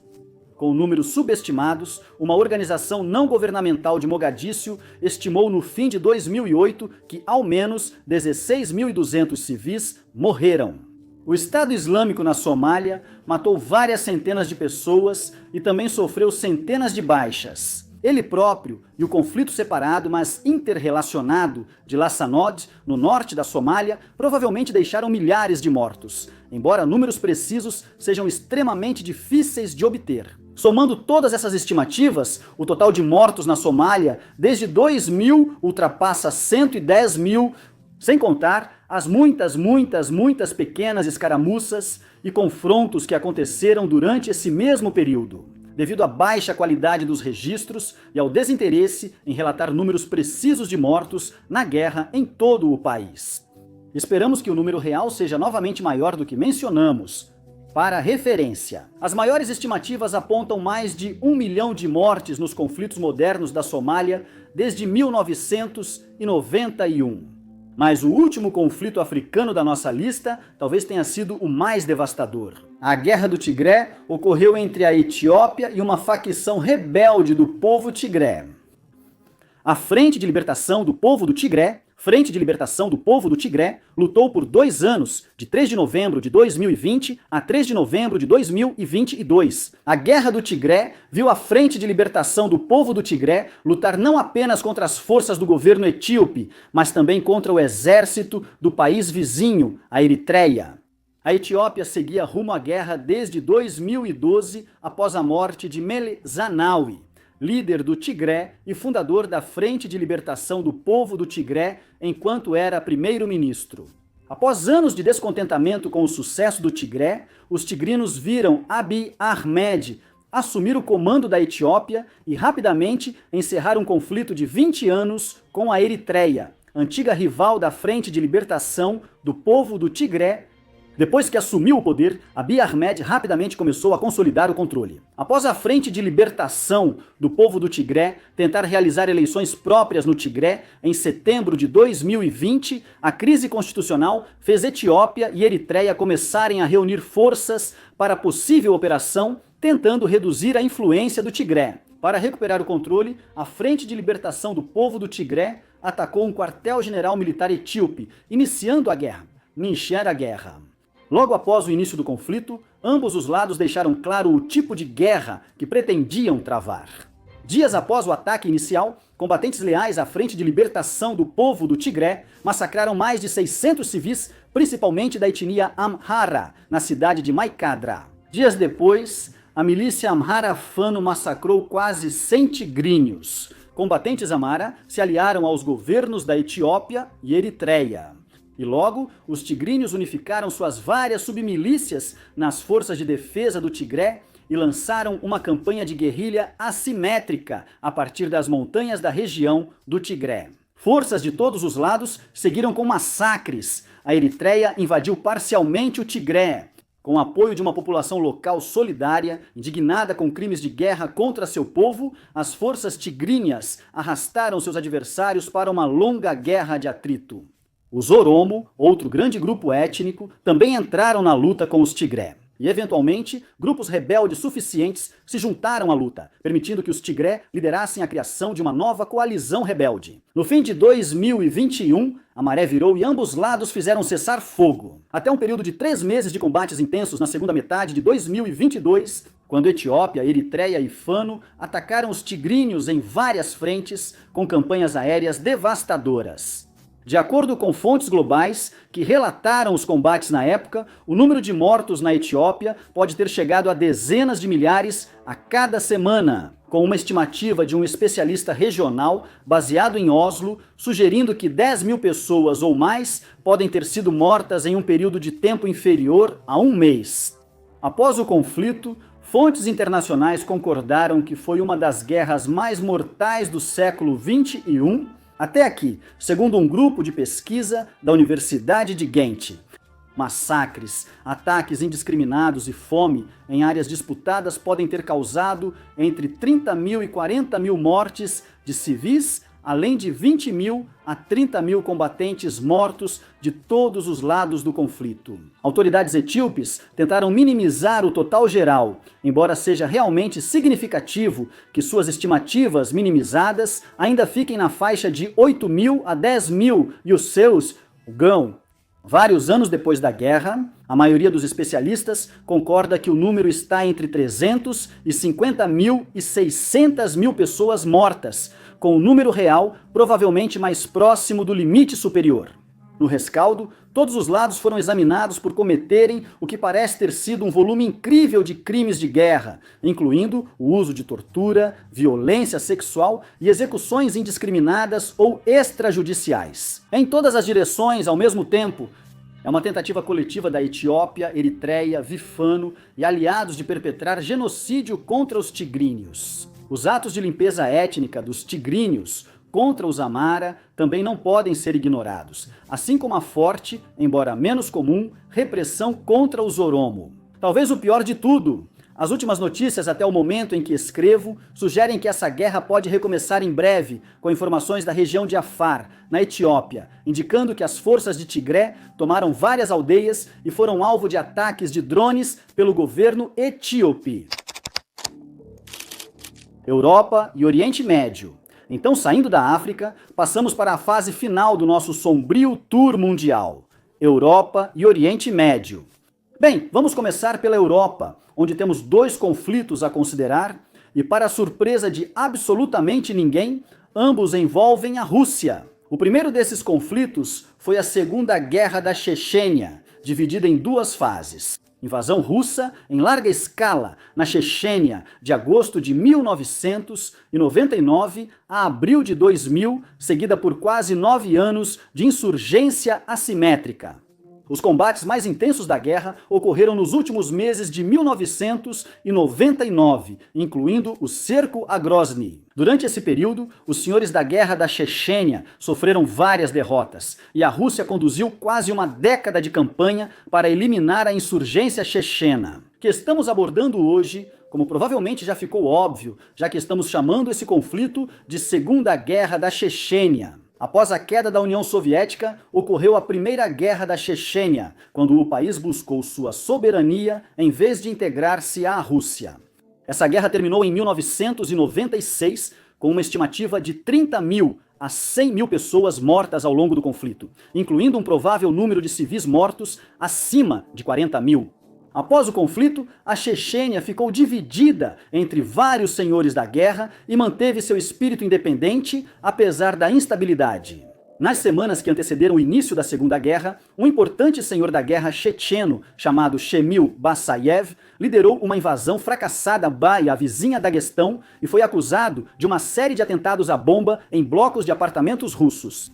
Hoje, muitos especialistas sugerem que esses atentados foram operações de bandeira falsa para justificar uma grande guerra contra a Chechênia. Nessas versões, Moscou esperava que uma guerra em curso beneficiasse o país. O novo primeiro-ministro, o ex-espião pouco conhecido Vladimir Putin, assumiu a presidência como Boris Yeltsin previa, após os atentados aos apartamentos e a fracassada invasão do Daguestão. A Rússia utilizou toda a força de seu exército para enfrentar a ameaça da Chechênia. Primeiro, uma intensa campanha de bombardeios matou centenas de civis e deslocou dezenas de milhares, seguida por uma grande invasão terrestre. Em outubro de 1999, tropas russas avançaram com ataques brutais, usando bombardeios aéreos e artilharia pesada para eliminar qualquer oposição. Mas foi no início do ano 2000, quase exatamente, que o pior da ofensiva da Rússia começou. Naquele período, a Rússia sitiava Grozny, capital da Chechênia, e em janeiro decidiu que a cidade já estava suficientemente enfraquecida, a tal ponto que uma grande invasão fosse justificável. Após a queda de Grozny, em fevereiro, a Rússia ganhou impulso para sufocar a resistência chechena em outros locais, apesar das baixas. Tropas russas cometeram massacres de civis e ataques com mísseis ou bombardeios podiam matar dezenas de pessoas em áreas ainda não controladas pelo país.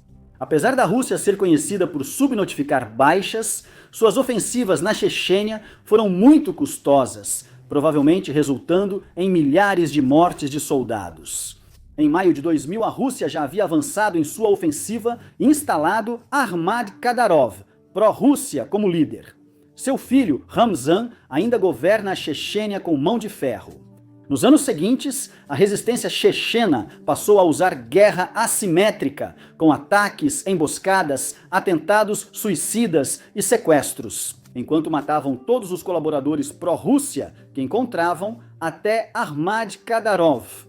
A campanha contra-insurgente da Rússia foi tão repressiva quanto se esperava de uma força já acusada de tortura, execuções extrajudiciais e até extração de órgãos, antes mesmo de considerar as vítimas. Devemos considerar as estimativas de grupos de direitos humanos ocidentais que apontam o desaparecimento de mais de 5 mil civis chechenos desde o início da Segunda Guerra da Chechênia, sem contar os combatentes. A Anistia Internacional e outros grupos de direitos humanos estimam que mais de 25 mil civis morreram desde 1999. Embora fontes chechenas tenham às vezes indicado um número de mortos ainda maior, chegando a até 30 mil civis. Entre as duas guerras na Chechênia, a Rússia reconhece formalmente a morte de até 6.300 soldados e 1.072 policiais chechenos aliados da Rússia. Estimativas externas variam entre 9 mil e 15 mil no lado pró-Rússia. A União dos Comitês das Mães dos Soldados da Rússia, organização não governamental que tentou manter registros próprios. Cerca de 14 mil soldados russos morreram na Chechênia entre 1999 e 2005. A Rússia afirma ter matado cerca de 16 mil combatentes chechenos insurgentes. Estimativas externas variam bastante e, com dados tão escassos, até limites amplos são difíceis de definir. Em 2005, o senhor da guerra checheno Shemil Basayev declarou em entrevista que só 3.500 chechenos morreram. Isso provavelmente era uma grande subestimação. Por fim, mais de 600 russos foram mortos em solo russo durante a guerra, ao todo, contando tanto os mortos quanto os desaparecidos. Estimativas conservadoras de todos os lados sugeririam um número de mortos de 40 mil ou menos. Na estimativa mais alta, somas confiáveis superariam 60 mil. Por isso, incluo a Segunda Guerra da Chechênia nesta discussão. Pode ser um pouco controverso, já que realmente é um caso limítrofe, mas, em nosso julgamento, ainda assim merece ser incluído. O outro conflito envolvendo a Rússia nesta sessão, no entanto, está tão longe de ser um caso limítrofe quanto poderíamos imaginar.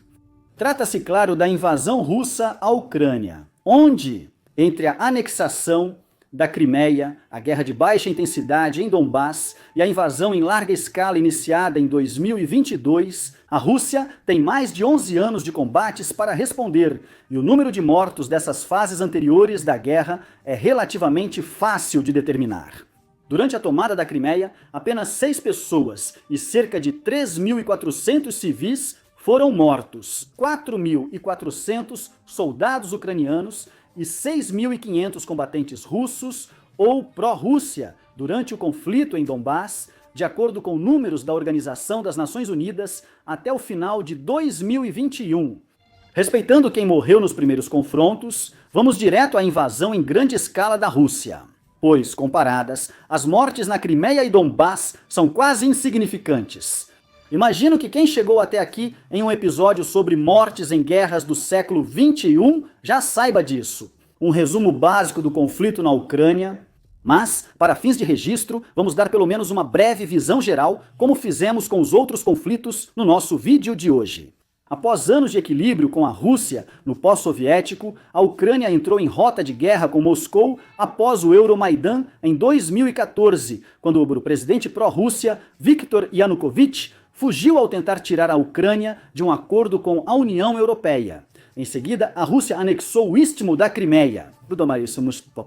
Depois, apoiou rebeliões separatistas em Donbass, no leste da Ucrânia, e passou anos criando um pretexto para avançar sobre Kiev. Esse pretexto, fundamentado em invenções divulgadas. O Kremlin pediu que a Rússia desnazificasse um suposto governo fascista ucraniano que na verdade não existia ao integrar a Ucrânia. Aspas, terras historicamente russas, e defendendo que a Rússia devia reagir à expansão da OTAN. Segundo Moscou, a entrada de novos membros na OTAN é vista como ameaça à soberania russa.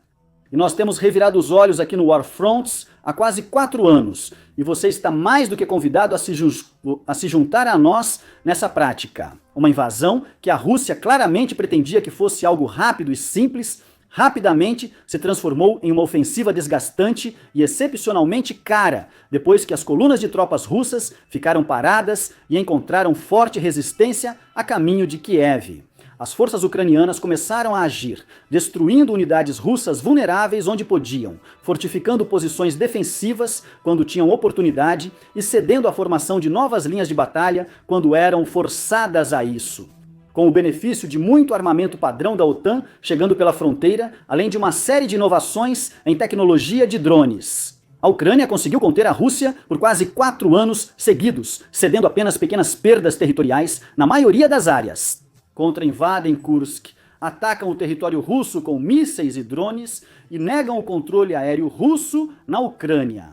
A Rússia, é claro, também conquistou muitas de suas próprias vitórias sombrias, incluindo várias que aconteceram em colaboração com forças mercenárias não estatais. Conseguiu envolver a Ucrânia em uma guerra de desgaste. Sabendo que, se Moscou conseguir fazer o conflito depender da capacidade relativa de ambos os lados de desperdiçar vidas e disparar projéteis de artilharia, então essa é uma batalha que a Rússia acabará vencendo. Seguindo esse estilo de guerra, a invasão da Ucrânia provou ser imensamente custosa para ambos os lados. Mas tanto Ucrânia quanto Rússia minimizam suas perdas e exageram as do adversário. Observadores externos foram forçados a recorrer a métodos menos que ideais de coleta de dados para tentar estimar o verdadeiro custo da guerra. Até o final de 2025, a estimativa russa mais aceita é do Centro de Estudos Estratégicos e Internacionais dos Estados Unidos da América, Centro de Estudos Estratégicos e Internacionais. Em meados de 2025, o relatório do Centro de Estudos Estratégicos e Internacionais estimou o número total de baixas russas em mais de 950 mil, com o número de soldados russos mortos chegando a 250 mil. De acordo com esse mesmo estudo, a Ucrânia parece ter sofrido a morte de algo entre 60 mil e 100 mil de seus próprios soldados, com o total de baixas chegando a 400 mil. Essa discrepância é parcialmente explicada pela dependência da Rússia em recrutas pouco treinados e menos capacitados, ou até mesmo combatentes recrutados em prisões russas para basicamente servirem como escudos humanos.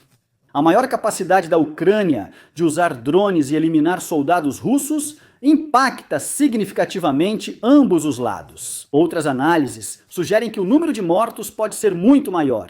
A BBC e o Mediazona estimam até 317 mil russos mortos até outubro de 2025. Ao somar mortes rastreadas por cemitérios russos, obituários e outros indicadores claros de falecidos, com análise de especialistas sobre a proporção de mortes que podem ser contabilizadas com esses métodos. No fim de 2025, dados russos vazados indicaram que quase 87 mil soldados morreram entre janeiro e agosto, além de cerca de 34 mil desaparecidos. Análises subsequentes, feitas pela revista The Economist, produziram números semelhantes em 2025, sugerindo que neste ano até 5 soldados russos foram mortos para cada ucraniano. Até agora, 1 em cada 100 homens russos com menos de 60 anos, no início da invasão em 2022, pode já ter morrido nos campos de batalha da Ucrânia. Sobre a Ucrânia, dados do Ucrânia, Losses indicaram quase 80 mil combatentes ucranianos mortos e cerca de 82 mil desaparecidos até outubro de 2025. Então, cerca de 162 mil no total, mas suspeita-se que muitos desaparecidos sejam desertores. A Organização das Nações Unidas estimou cerca de 14.400 civis ucranianos mortos e várias centenas na Rússia. Embora reconheça que esses números quase certamente estão abaixo do total real no geral. Somando mortos em combate do Centro de Estudos Estratégicos e Internacionais aos civis das Nações Unidas. O total de mortos nos dois lados, incluindo a guerra em Donbass, pode chegar ou já ter passado de 40 mil até o momento deste texto. Claro, se vamos criticar a Rússia por suas desventuras na Chechênia e na Ucrânia, então devemos pelo menos fazer uma pequena menção ao ofendidíssimo Putin. Fãs que comentam desviando o assunto para os problemas dos Estados Unidos da América no Iraque. Aliás, uma palavra rápida para esses espectadores que ainda assistem. O fato de o outro lado também cometer atrocidades não torna as suas atrocidades menos atrozes de forma alguma. A invasão do Iraque pelos Estados Unidos em 2003 e os muitos anos subsequentes de ocupação foram uma parte central da guerra ao terror dos Estados Unidos. Após os ataques de 11 de setembro de 2001, os Estados Unidos já haviam invadido o Iraque antes, no início dos anos 1990, enfrentando o ditador de longa data Saddam Hussein, mas recusando a oportunidade de derrubá-lo completamente. Saddam Hussein sempre teve uma certa predileção pela ideia de armas de destruição em massa. Após o Iraque suspender a cooperação com a Organização das Nações Unidas sobre inspeções em 1998, aumentaram em Washington as suspeitas de que Saddam Hussein estaria acumulando armas de destruição em massa após 11 de setembro. O governo Bush usou essa especulação para justificar a força contra o regime do Iraque.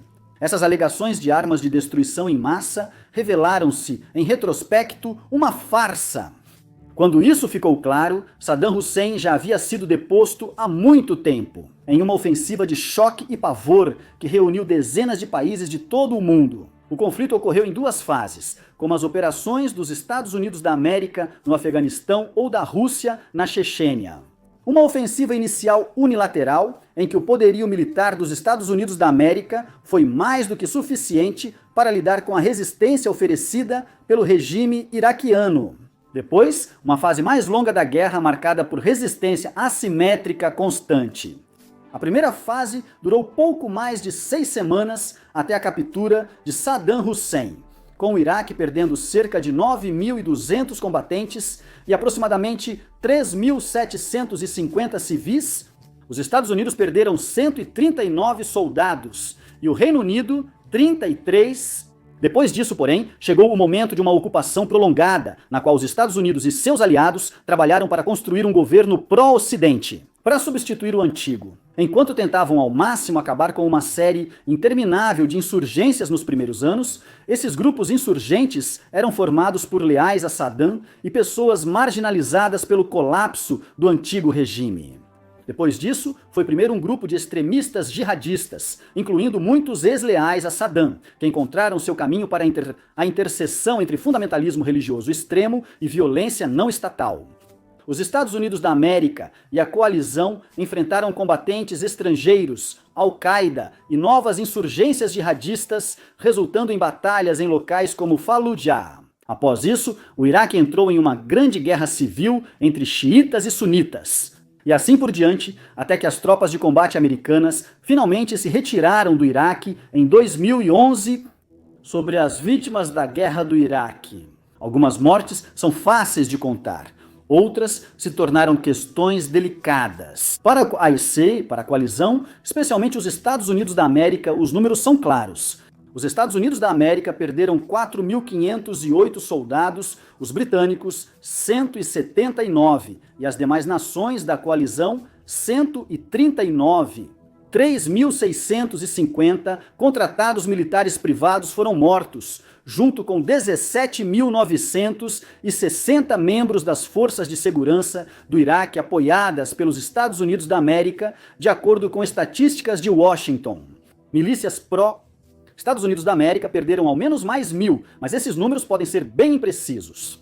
Já citamos os cerca de 9.200 soldados iraquianos mortos antes dos Estados Unidos da América derrubarem o regime pré-invasão. Segundo a coalizão e iraquianos Estados Unidos da América, outros 26 a 28 mil insurgentes iraquianos foram mortos. Após a queda de Bagdá, 139 jornalistas perderam a vida. Mas onde os números se tornam muito mais controversos é nas baixas civis.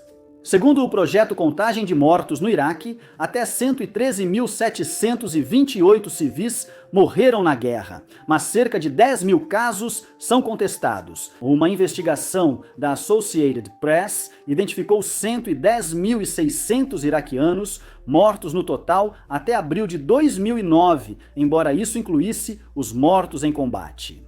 Outras estimativas foram bem maiores. A revista The Lancet apontou de 40 mil a 950 mil mortes totais durante a guerra. O grupo Apollon, da ORB International de Londres, divulgou a maior estimativa, entre 946 mil e 1,12 milhão de mortes. Embora esses números tenham sido amplamente descartados devido aos métodos usados para coletá-los, infelizmente, nós aqui do Warfront não temos nenhum insight adicional para oferecer sobre isso. Se tivéssemos, não esconderíamos tão fundo em um episódio. Só podemos confiar no julgamento de análises especializadas fora do Iraque e dos Estados Unidos. De preferência, aquelas com um pouco menos de interesse próprio, que geralmente defendem isso. O ideal é usar a estimativa do projeto Contagem de Mortos no Iraque. Cerca de 20 mil civis mortos no conflito, com variação de 13 mil Somando essas estimativas, chegamos a cerca de 250 mil a 275 mil mortos durante toda a guerra. Claro, enquanto estivermos no Iraque. É uma curta viagem até a vizinha Síria, onde a guerra civil se tornou um inferno após mais de uma década de combates, embora não tenha sido a única guerra civil da Primavera Árabe. É considerado o conflito pós-2011 mais caro do mundo árabe, assim como outros do Oriente Médio na época. A Guerra Civil Síria começou com protestos contra a dinastia Assad, que governava o país há décadas. Após o ditador Bashar al-Assad responder com repressões, a oposição virou uma insurgência e logo o conflito gerou mais facções independentes do que quase qualquer outro recentemente. Durante o conflito, os curdos do Oriente Médio criaram e defenderam uma república autônoma, que ainda existe atualmente. O exército sírio livre ganhou força no início, mas depois se dividiu em várias facções pró-democracia e islamistas. Turquia fez uma invasão terrestre, com envolvimento de Rússia, Irã, Europa e Estados Unidos da América. Organizações jihadistas, como Al-Qaeda e Estado Islâmico, tiveram grande impacto no rumo da guerra. Só quase 14 anos após o início do conflito, em dezembro de 2024, uma coalizão rebelde liderada pelo líder sírio. Hoje, o ex-jihadista Ahmed al-Shara fez um ataque relâmpago e derrubou o regime em Damasco. Agora, se a guerra civil síria realmente acabou ou apenas mudou de forma em 2025 e além, é uma questão bastante controversa. Se definirmos a guerra civil síria como a tentativa de derrubar Bashar al-Assad, podemos ao menos analisar a maior parte do conflito. Como de costume, é difícil contar exatamente os mortos na guerra na Síria, mas neste conflito é relativamente simples estimar uma faixa até 2021. Foi quando a guerra se estabilizou em impasses até o ataque de 2024 que derrubou Assad. As Nações Unidas haviam registrado ao menos 580 mil mortos. O Observatório Sírio para os Direitos Humanos registrou número semelhante até o fim de 2024. 347 mil combatentes e quase 20 mil civis, incluindo corpos que não foram identificados positivamente, mas que foram documentados como mortos. O observatório também estimou que 110 mil pessoas morreram sem registro dessas mortes. Seja qual for o valor desses números, eles seriam pelo menos parcialmente explicados pelo enorme aparato de repressão interna do governo Assad, que estima-se ter feito desaparecer pelo menos várias dezenas de milhares de sírios sem deixar rastros. No geral, estimativas do Observatório, Organização das Nações Unidas e outras fontes concordam que o total de mortos supera 500 mil, mas fica abaixo de 675 mil.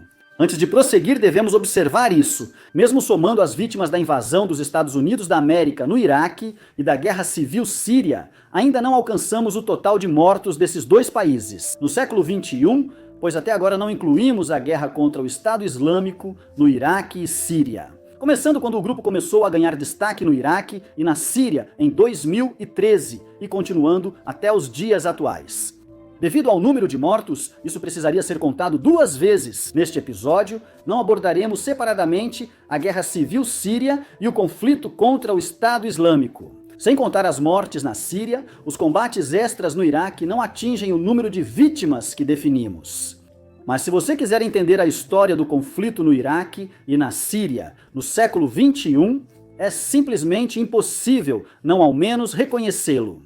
Mais ou menos na mesma época em que a Guerra Civil Síria estava em seu auge, o mundo prestou consideravelmente menos atenção a outro conflito devastador, desta vez na invasão do Iêmen. Assim como a guerra na Síria, a Guerra Civil do Iêmen foi um produto da Primavera Árabe, onde a Revolução Iemenita derrubou o governo de longa data do país sob Ali Abdullah Saleh. Mas, em vez de levar o Iêmen a um futuro melhor, o levante de 2011 abriu caminho para um confronto maior. Durante o século XX, o Iêmen foi dividido em dois, em uma separação que ainda dita a forma como o país funciona até hoje, como um dos muitos resultados dessa partição e da eventual reunificação violenta. Os zaiditas, importante minoria religiosa no Iêmen, sempre souberam se organizar e se proteger. Liderados pelo grupo Ansar Allah, conhecido como Houthis, os zaiditas do Iêmen enfrentam combates de baixa intensidade com o governo desde o início dos anos 2000. Na turbulência política após a Revolução de 2011, os Houthis pegaram em armas contra as nações. Novo governo. Por isso, decidiram capturar o complexo presidencial nacional em 2015 para evitar dividir o país em 6 estados federais. A partir desse momento, o caos se instalou. Na década seguinte de guerra, os Houthis rapidamente ganharam força no oeste, onde estavam a maioria dos iemenitas já controlando a capital. Após ofensiva surpresa, em 2014, os Houthis expandiram-se em todas as direções e avançaram ao sul para tentar derrubar o governo. A liderança reconhecida do país estava em Aden. Uma coalizão liderada pela Arábia Saudita defendeu a cidade, enquanto os Houthis fortaleceram laços com o Irã, aceitando apoio financeiro, militar e técnico nas batalhas seguintes. Conhecidos por sua criatividade e aptidão para implementar táticas de guerra insurgente em grande escala, os Houthis conseguiram infligir perdas suficientemente substanciais à coalizão liderada pela Arábia Saudita, a ponto de ela eventualmente encerrar suas operações. Infelizmente, a vida sob os Houthis estava longe de ser tão triunfante quanto era para os combatentes dentro do movimento. Durante a guerra, o Iêmen sofreu fome e colapso da infraestrutura de saúde e saneamento. Neste e em outros conflitos, ambos os lados, especialmente os Houthis, usaram a retenção de ajuda alimentar como arma contra populações vulneráveis quando conveniente. Como resultado, os muitos civis que morreram de fome e doenças durante o conflito serão incluídos em nossa contagem final. Segundo dados das Nações Unidas, estima-se que mais de 377 mil pessoas morreram no Iêmen, da guerra civil em 2014 até o fim de 2021. Desses, mais de 150 mil foram mortos como resultado direto dos combates, incluindo tanto combatentes quanto civis, enquanto o restante, mais de 200 mil morreram em decorrência da fome, de um surto generalizado de cólera ou de outras consequências indiretas dos combates no Iêmen, um lugar com uma população muito jovem. Em geral, a maioria das mortes indiretas eram de crianças pequenas, para quem a desnutrição aguda causa consequências muito mais graves que em adultos. Segundo o Programa das Nações Unidas para o Desenvolvimento em relatório de 2021, uma criança iemenita com menos de 5 anos morre a cada 9 minutos devido ao conflito. Desde então, o conflito mudou muito, com as autoridades iemenitas às vezes aceitando cessar fogo, e com os Houthis atraindo a ira global, depois que eles provocaram a crise no Mar Vermelho por meio de ataques com drones e mísseis contra navios que transitavam pelo Mar Vermelho. Apesar de ainda haver mortes nesta fase da guerra, a volta da ajuda humanitária e táticas de combate menos custosas reduziram drasticamente o número de mortos. Para hoje, usaremos o número de mortos das Nações Unidas, 377 mil, lembrando que o total real deve ser alguns milhares a mais. Depois do Iêmen, precisamos fazer apenas uma última parada antes de concluir o que tem sido uma turnê horrível pelo mundo. Claro, essa última parada nos leva a Gaza. Assim como o maior conflito por procuração entre Israel e seus aliados de um lado, e o Irã com seus representantes no Hamas, Hezbollah e outros do outro. Vamos considerar toda a guerra por procuração entre Israel e Irã. No século XXI, precisamos considerar mais do que a guerra em Gaza. Isso inclui a guerra de 2006 no Líbano, conflitos anteriores, em Gaza, em 2008, 2014 e 2021, os combates entre Israel e Hezbollah a partir de 2023 e a guerra de 12 dias entre Israel e Irã em 2025. Quanto à causa do conflito como um todo, bem, de certa forma, é uma história tão antiga quanto o tempo. Após a Revolução Islâmica de 1979, Irã e Israel entraram em conflito direto. Israel afirma que o Irã o destruiria se pudesse, enquanto o Irã acusa Israel de reprimir muçulmanos em seu território e fora dele. Israel, o poder militar mais sofisticado e com mais alianças internacionais no conflito, tem lutado, principalmente mantendo um controle rígido sobre seu território e reprimindo sinais de resistência quando eles aparecem. Devido à desigualdade financeira, técnica e militar, o Irã decidiu se aliar a vários atores não estatais. Ele pode apoiar para manter seu lado nessa longa guerra fria. Poderíamos dedicar um episódio inteiro analisando cada confronto entre Israel e Irã ou seus representantes. Bem, preste atenção especial a dois: a guerra entre Israel e Hamas, que começou em 2023, e o conflito curto, mais intenso, entre Irã e Israel em 2025. O conflito começou em 7 de outubro de 2023, após anos em que Israel foi induzido a uma falsa sensação de segurança. Combatentes do Hamas saíram de Gaza e atacaram israelenses, matando quase 1.200 pessoas, incluindo 815 civis e fazendo 251 reféns. Israel reagiu com força, iniciando bombardeios aéreos seguidos por uma invasão terrestre gradual.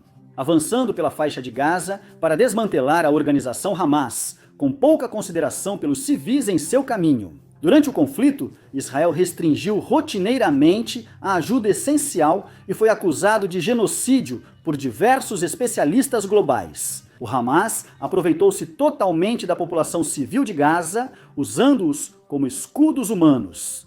Em 2025, Israel e Irã travam sua primeira guerra direta e em grande escala. Israel iniciou uma forte campanha de ataques aéreos e assassinatos contra o programa militar e nuclear do Irã, enquanto o Irã tentou retaliar, em grande parte sem êxito, usando centenas de mísseis balísticos e mais de 1.000 drones kamikaze. O confronto culminou com uma breve sequência de ataques aéreos dos Estados Unidos, lançando bombas gigantescas e perfurantes na tentativa de destruir instalações nucleares iranianas profundamente enterradas. O real impacto dos ataques segue em debate, assim como o número de mortos na guerra em Gaza. Isso é motivo de intensa disputa até o momento em que escrevo, com as estimativas divulgadas pelo Ministério da Saúde de Gaza sendo constantemente rejeitadas por Israel e seus aliados. Considerando que o Ministério da Saúde de Gaza é controlado pela organização Hamas. No entanto, internacionalmente, esses números são geralmente considerados relativamente confiáveis. E embora seja impossível realizar uma revisão abrangente de todos os números do Ministério da Saúde de Gaza nas circunstâncias atuais, tentativas mais limitadas de replicar seus números tendem a validar os dados que eles fornecem. Outros estudos indicam que os dados do Ministério da Saúde de Gaza podem estar subestimados, pois não incluem corpos ainda sob os escombros. Segundo o Ministério da Saúde de Gaza, mais de 69 mil pessoas morreram no conflito até outubro de 2025. Embora seja difícil verificar exatamente a proporção de civis e combatentes, fontes independentes não israelenses estimam que 60 a 80% dos mortos eram civis. As alegações de Israel giram em torno de 50% das mortes reconhecidas por eles, mas alguns relatos indicam até 90% de civis mortos. Se a estimativa mediana de 70% estiver certa, o número de civis mortos em Gaza seria cerca de 48 mil. Do outro lado, Israel teve 2.092 baixas até agora, incluindo 1.195 mortos nos ataques de 7 de outubro. Na guerra entre Israel e Irã, em 2025, Israel reconheceu 33 mortos, enquanto grupos de direitos humanos estimam cerca de 1.200 iranianos mortos. Também precisamos levar em conta as operações de Israel contra o Hezbollah no Líbano, onde 87 soldados israelenses e 46 civis foram mortos, em comparação com cerca de 5 mil combatentes do Hezbollah, cerca de 4 mil vítimas civis adicionais e mais de 550 mortos na Síria. Desde 2000 confrontos entre Israel, Hamas, outros grupos palestinos e forças apoiadas pelo Irã resultaram em milhares de mortes adicionais de ambos os lados. A longa guerra por procuração no Oriente Médio causou cerca de 85 mil a 95 mil mortes, sem contar a violência diária, que virou rotina nas áreas afetadas. Enfim, após nosso tour mundial, chegamos aqui. Resumo dos conflitos mais letais do século XXI e lista dos 10 piores de todos os tempos. Ao fazermos isso, precisamos enfatizar uma lição que provavelmente ficou óbvia ao longo deste episódio. Calcular o número de mortos em qualquer conflito é uma tarefa imensamente difícil. Isso quase nunca resulta em um número preciso para guerras na escala das que discutimos hoje. Assim, precisamos fazer uma última ressalva. Se de alguma forma pudéssemos ver os números verdadeiros e precisos de cada um desses conflitos, ainda não descobertos por especialistas independentes e provavelmente perdidos para da história, a ordem final pode ser diferente da que vamos apresentar. No final das contas, nós ou qualquer outro observador externo só podemos ser tão precisos quanto os dados aos quais temos acesso, e esses dados estão muito aquém do que gostaríamos que fosse possível.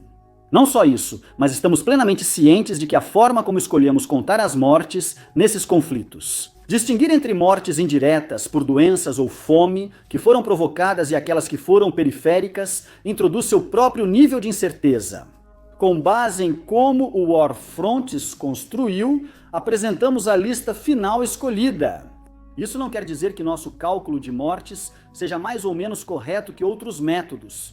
Apenas que, na nossa estimativa, essa era a maneira mais clara de responder à pergunta que estávamos tentando responder e encontrar.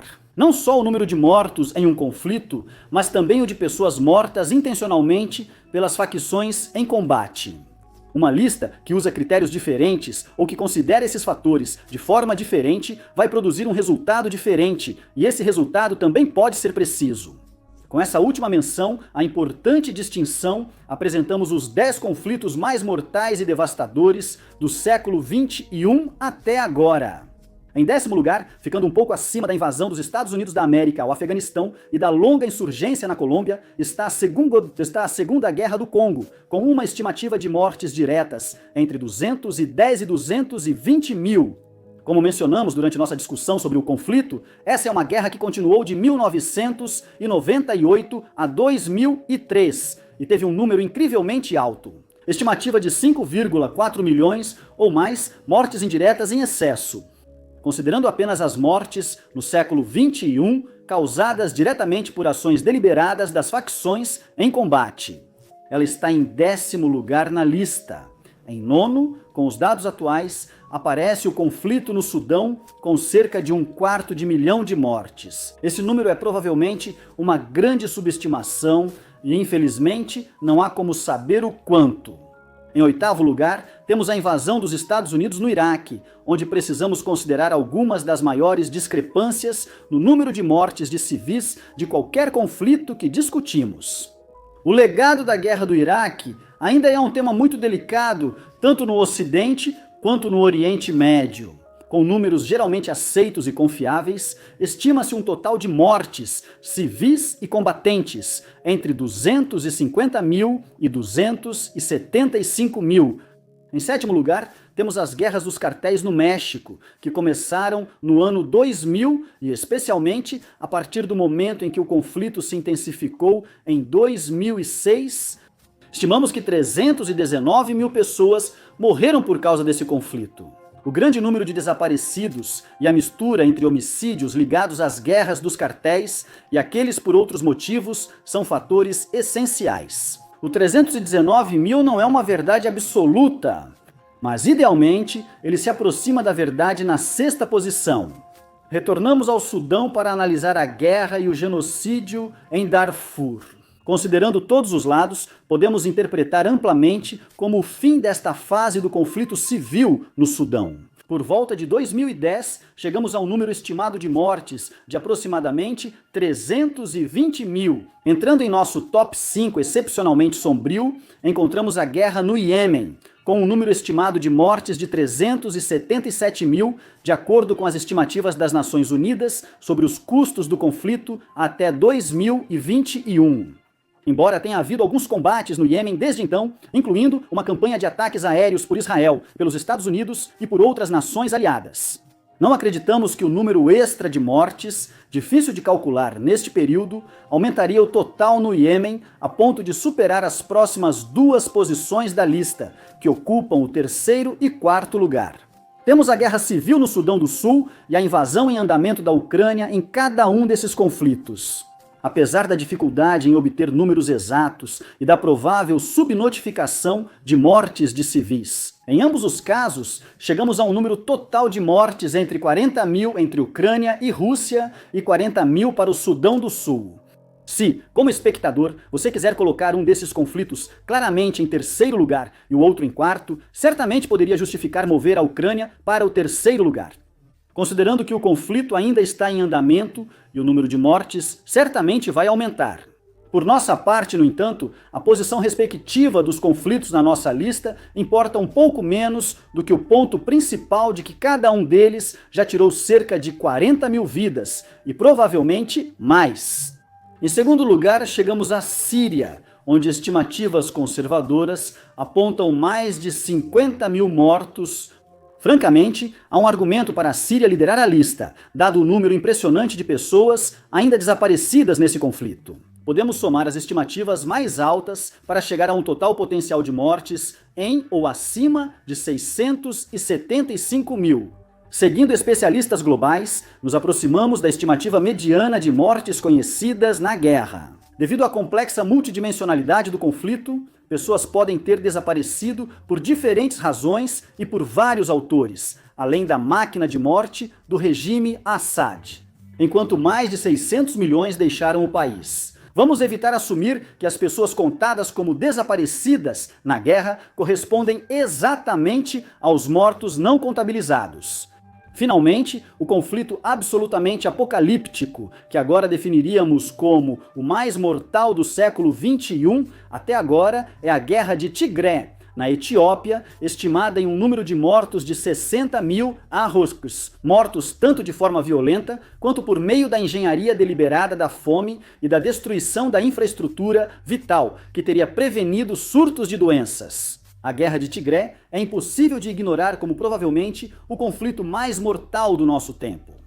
Olhando para todos esses conflitos em conjunto, estimamos que um total acumulado de 37 milhões de pessoas foram mortas em guerras neste século. Mesmo antes de considerar outras guerras da nossa lista ou os conflitos menores ao redor do mundo, você teria todo o direito de perguntar se a situação está piorando.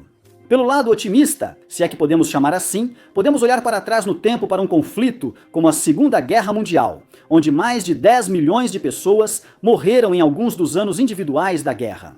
E podemos lembrar que, por pior que as coisas estejam hoje, não estamos vivendo aquilo. Mas também podemos reconhecer que isso é apenas um pequeno consolo, se é que pode ser considerado um consolo. Segundo o Índice Global da Paz, 2022 foi o primeiro ano desde o genocídio de Ruanda em 1994, em que mais de 20 mil pessoas morreram em combate. Em 2023 e 2024, esses números se mantiveram, com o ACLED registrando 233.597 mortes em conflitos globais no ano passado. Se todos os anos de 2000 a 2025 fossem tão violentos quanto 2024, o total de mortes no século XXI seria quase 61 milhões, não, 37 milhões. Seria omissão não mencionar, ao encerrarmos este episódio, que os 10 conflitos finais ainda não ficaram no passado. 3 dessas guerras, Ucrânia, Sudão e México, ainda continuam. Iêmen e Síria entraram em nova fase recentemente. E, em ambos os casos, você poderia argumentar de forma convincente que essas guerras civis, na verdade, ainda não terminaram. Outras duas, incluindo a quarta pior guerra do nosso tempo no Sudão do Sul e a pior guerra do século XXI na Etiópia, mostram sinais claros de que podem recomeçar muito em breve. Mesmo nessa realidade desanimadora, precisamos considerar algo ainda mais sombrio. Esta lista ainda não é definitiva e é possível que as guerras citadas, em andamento ou prestes a recomeçar, continuem se expandindo. Não há garantia de que a guerra na Ucrânia cause menos mortes que a do Tigré ao fim do conflito.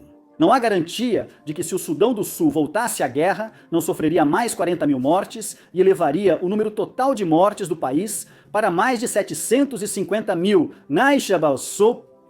Uma coisa que aprendemos no War Fronts ao estudar e analisar conflitos como esses é isso.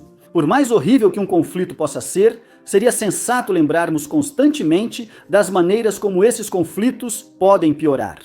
E agora, no primeiro quarto do século XXI, podemos ver o espectro de guerras muito maiores, que caso ocorressem, poderiam logo liderar a lista. Vamos supor uma invasão chinesa a Taiwan junto com uma ofensiva norte-coreana à Coreia do Sul. Isso logo envolveria Estados Unidos da América, Japão, Austrália, Vietnã, Filipinas e outros países do Indo-Pacífico.